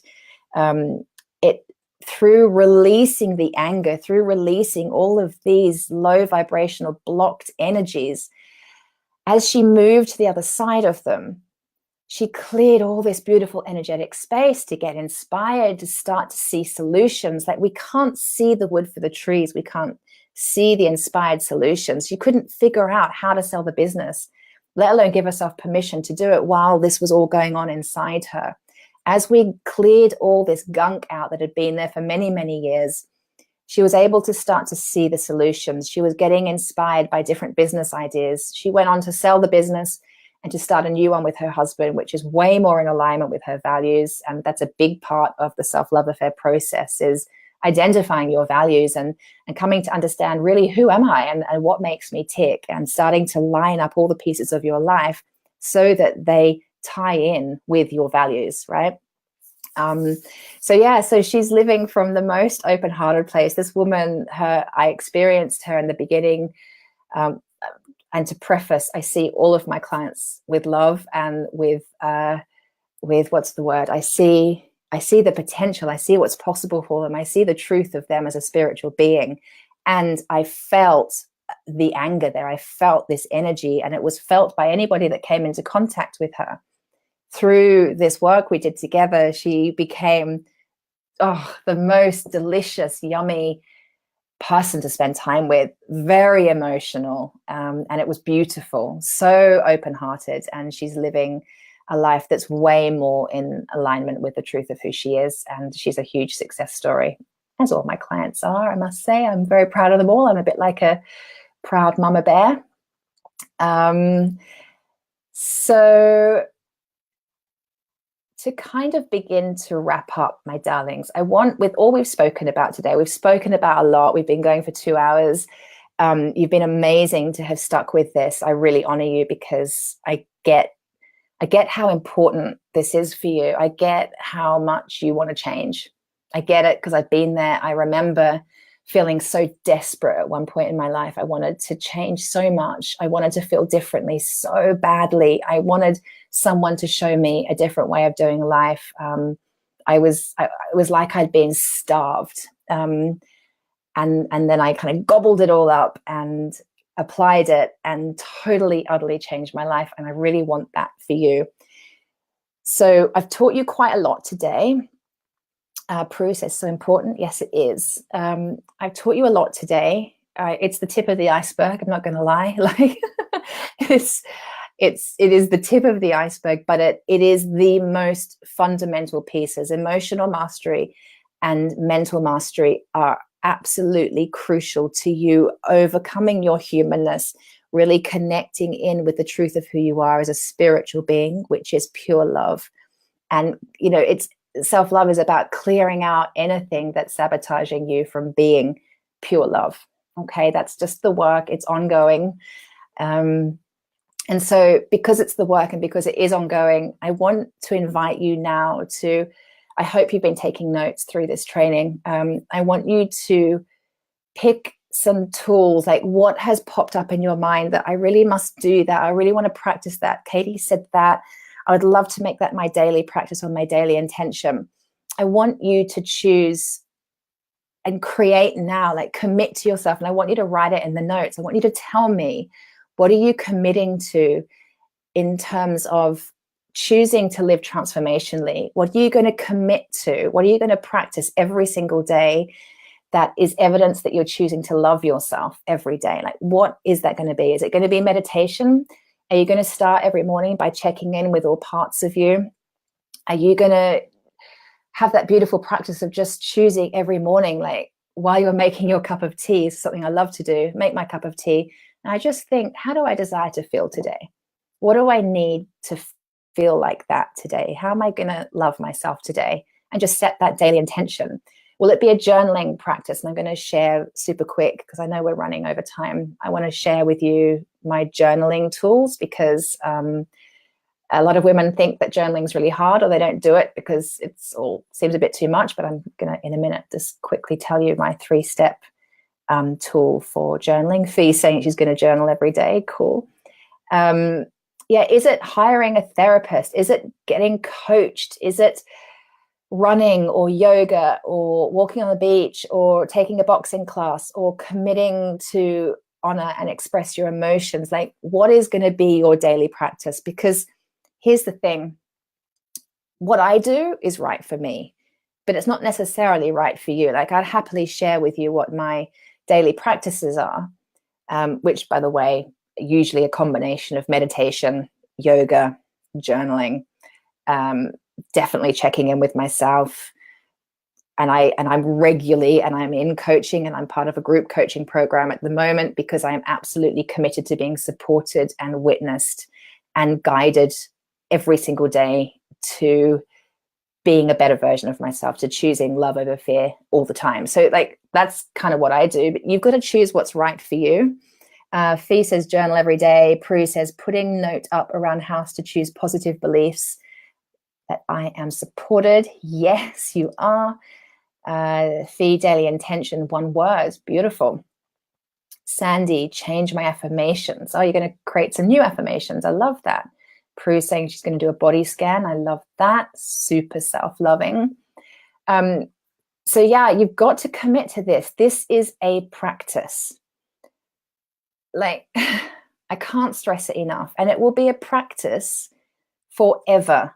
Okay, this is not something you do for a few months and then suddenly you're like living on cloud 9 for the rest of your life. It's just, you know, I hate to burst your bubble if that's what you were hoping for, but, and I say that with love, I've said this so many times on this training, you know, we're human, and our human tendency is to align with fear because we, in our humanness, are expecting the worst. We're in survival mode and we want to stay alive. But we have another part, it's our spirit, and our spirit is endless and it can't be hurt. It can't be damaged. It can't even be killed off. Like, it's just never ending love. And we have to choose to connect in with that every single day. And we have to choose to overcome our humanness to be able to do that every single day. And so it is a daily practice. And in the beginning, it will feel more challenging. And as time goes on, I promise you, it will get easier. I remember in the beginning, for me, emotional expression was really tough. And I genuinely thought at times, like, because I'd had so many years built up, that when it came to expressing it, and by the way, I did it in a very safe environment with a group and a coach. I would never have done that on my own, and I wouldn't encourage you to do it on your own either. You need to be held safe. But for me, in the beginning, like, allowing myself to feel those feelings that have built up for years, it felt like death. Like, I literally didn't think I was going to be able to survive it. I thought, I just didn't see that I could get to the other side until I did. And we always do. Feelings always pass. You've got to know that. But while you are in it, it feels like it's going to last a lifetime. It's horrible. Sometimes we want to avoid stuff because we think it's going to last at least a week, but it might, once you're in it and allowing it, it's an hour, 10 minutes maybe, you know, but when you're in it, it feels like it's really going to go on. Hold on, Vanessa says, beautiful testimonies. Thank you so much for sharing the depth and wisdom from within. Feeling supported, committed to identifying my feelings, write them down for me, feeling them for me, become aware where I am supported by the universe. Wow, that's gorgeous, Vanessa. Thank you for sharing that. Thank you so much. And the energy of that is like the mastermind energy, the energy of you sharing that and having that witnessed by all these women on the call. And it's only a few on here live, but there'll be plenty of people. There's a lot of people signed up to watch this training. So all the women that are going to be watching the recording of this are witnessing you too. So there's a lot of power in that, okay? Just know that there's a lot of power in being witnessed by a group of women who are on purpose and in alignment with you. Super cool, super cool. Let me just really quickly share, and then we're going to start to wrap up. And by the way, while I'm sharing this around, I want to share my journaling practice with you, just to give you a 1, 2, 3 step process. Have a think about if you've got any quick questions for me. I would love to answer them. Just type them in the comments and I will do my best to answer them for you. So my journaling practice, it's 3 steps. First step is a massive brain dump. Just got to get everything out of my head onto paper. So that might be to-do lists. It might be conversations I wish I could have or should have had. It might be how I'm feeling. It could just be a rant, like whatever it is, but it's just a brain dump, like whatever is foremost in your mind, worries, anxieties, questions, just dump it all down. That's step 1 of my journaling practice. Step 2, so that's you're in your head and you're releasing all this stuff from your head onto paper.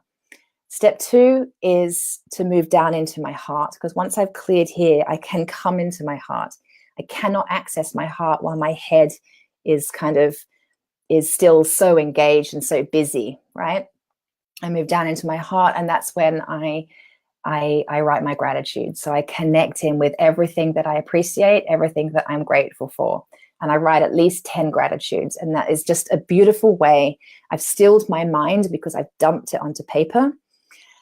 And I've moved into my heart and I can feel all that I have to be grateful for. And that is a beautiful heart opening practice.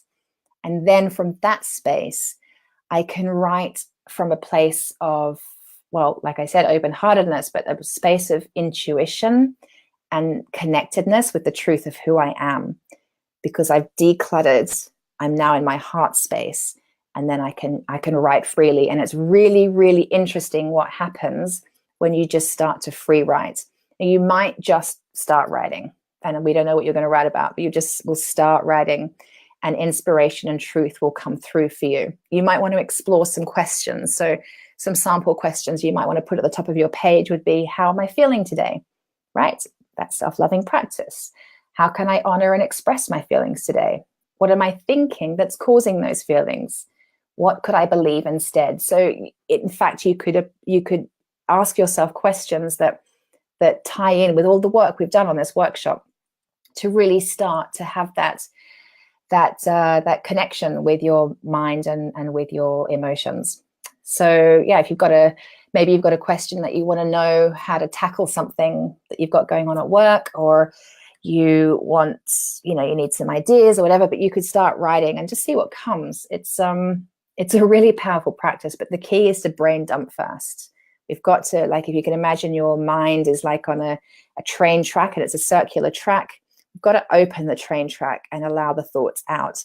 Otherwise, we're very trapped up here and we cannot come to inspired solutions for our life when there's so much noise in here. We've got to get that out, move into gratitude, and then the inspiration will come, the answers will come. Okay. Fee says, how regularly do you journal? Good question. I used to journal every single day when I was at the beginning of my transformational journey. That was, I journaled more than once a day. It was a really important way that I was able to develop this relationship with myself. It's how I built my self-trust, big part of it. And now I journal probably about 3 times a week, actually, if I'm really honest. I've got all sorts of different practices. Journaling about 3 times a week. That's what I'm doing at the minute. But it depends what I've got going on. Sometimes I'm in a space where it just feels really yummy to journal every day, and I do. Yeah. So that's me at the moment. But, you've got to find your practice. That's really, really important. Any other questions, ladies? I'm available. And this brings me to a big piece that I wanted to share with you guys. You probably know that I've just started promoting my Rise Immersion Retreat. It's the last week of November. It's in Sri Lanka. It's going to be amazing. And I really would love for you guys to come join me.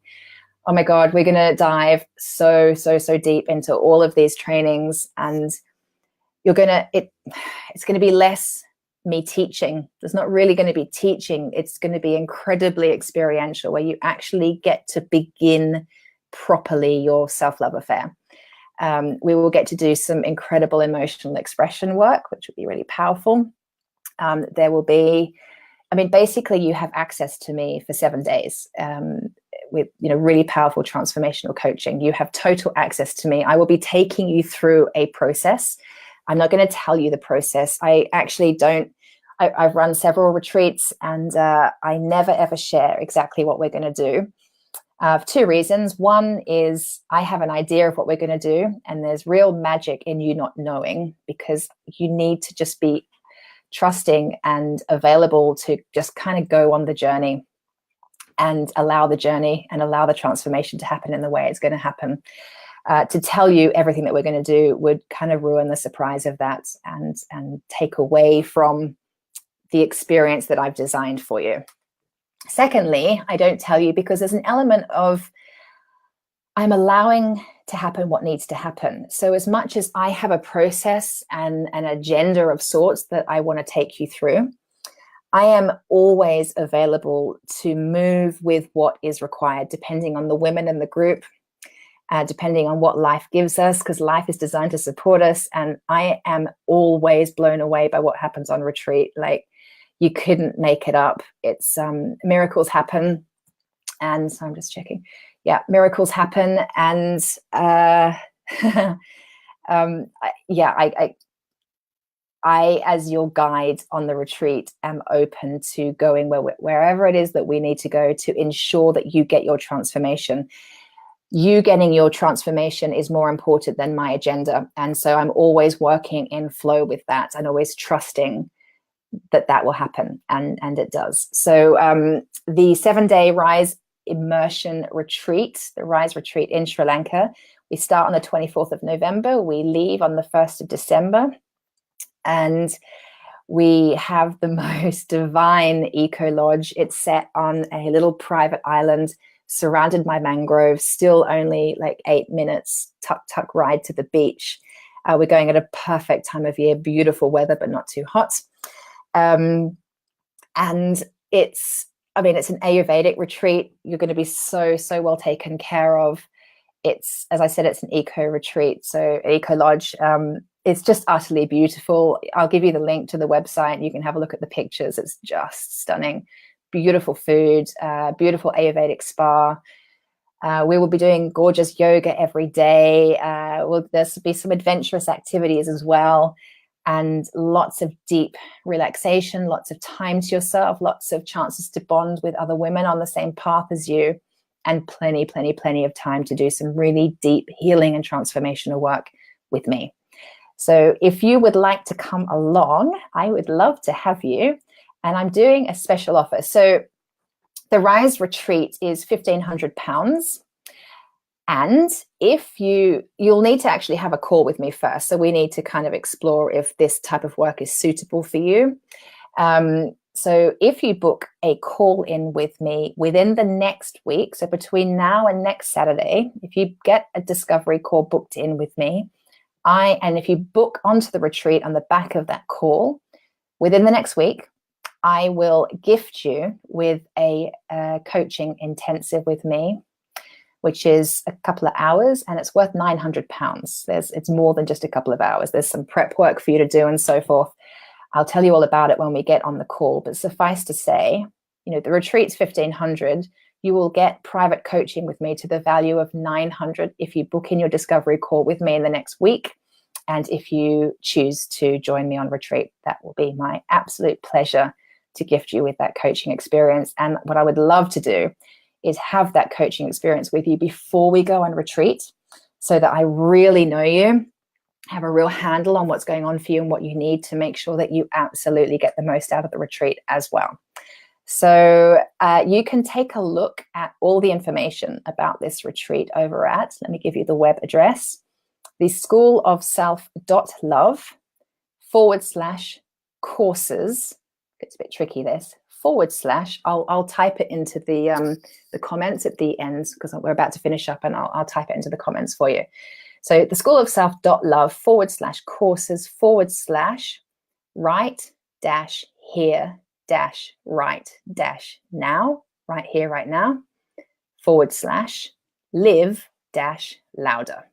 Okay, the schoolofself.love /courses /right-here-right-now /live hyphen louder. Okay, so you can check that out.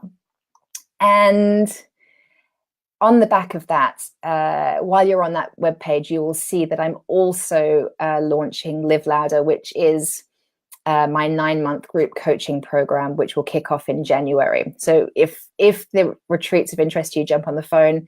If while you're looking at that webpage, you're interested in not so much the retreat, because maybe you can't get away the last week of November for whatever reason, but you're interested in continuing the work with me, you really might enjoy Live Louder, the 9-month group coaching program, where we actually go through this book step by step. I take you through an online program of mine called Self-Love 101, and I coach you through that for 9 months. So the group is just 10 women. The retreat, by the way, is a maximum of 10 women. We have a beautiful 9-month container of time, and it's 9 months because I really feel like it's like a sort of a gestation. It's a birthing of you. It's a you really consciously and lovingly choosing to rebirth yourself and to know yourself and have an experience of yourself like you never have before. You're learning a brand new way of doing life, and it's not something we can achieve in a few weeks, not even a couple months. Like, I want you to have the 9-month container to really start to discover how to do life differently. Have me as your guide, really shining a light on what are the belief systems and thought processes going on for you that are totally sabotaging you having what you want. Have me support you through your emotional pieces, and really have you not be doing it alone. Like, we've done life alone for too long, right? So this is a time for you to love yourself enough to really claim support for yourself, to really bring you what you want. And I think I've given you plenty of examples of clients that I've worked with that have gone through this process with me, that have really claimed this level of support and are really making massive differences in their life. And I really want that for you too. So if that sounds of interest, then when you go to the webpage, and I will, as I said, put the link in the comments here, on that webpage, you'll see there's a button, find out more. And when you click that, you will schedule a call in with me. And I would love, love, love to hear from you. So I invite you absolutely to take action on all that I shared with you today. I really want you to experience yourself and your life in a way that feels really true for you and so much better for you. I know it's so counterintuitive to put yourself first and to invest in yourself, time, money, the whole lot, when you don't maybe yet believe that you're worth it. So I would really invite you to put your trust and faith, lay it on me for now. And believe me when I say to you that even though it's counterintuitive to invest in yourself in this way, I'm going to show you just how worthy you are. It's time for you to put yourself first, that's for sure. And I really want you to invest in you. I want you to give yourself the time to do this work I've given you. Like, I've given you so many great tools. I really want you to love yourself enough, lean on my faith, believe that you're absolutely worth it. And your life will be unrecognizable when you really do apply everything that I've taught you today. And if you really want to fast track it and really go to your next level and really feel how good life can get, please book in a call with me. Let's fast track you. Okay. Let's not have it take longer than it needs to take. I'd love to be on your team. I'm just going to have a look to see if we've got any comments. Vanessa, thank you so much. Powerful, informative, and uplifting. You're so welcome, Vanessa. Yeah, 2.5 hours. I need to have a drink of water. I've loved being with you guys. Thank you. Thank you. Thank you so much for allowing me into your day. Thank you for trusting me with this work. And I really do wish the best for you. And I'm sending you so much love. Any more comments, throw them in the chat box. Even if you're watching this as a recording, throw your questions in the chat box. I'll keep an eye out and answer them for you best I can. And I hope to be on some calls with you guys in the next week. Okay, sending you lots and lots of love. Here's to you deeply knowing and loving yourself. And here's to you moving away from fear, moving towards love and living transformationally, because I promise you, you are worth it. Love you lots. See you later. Bye.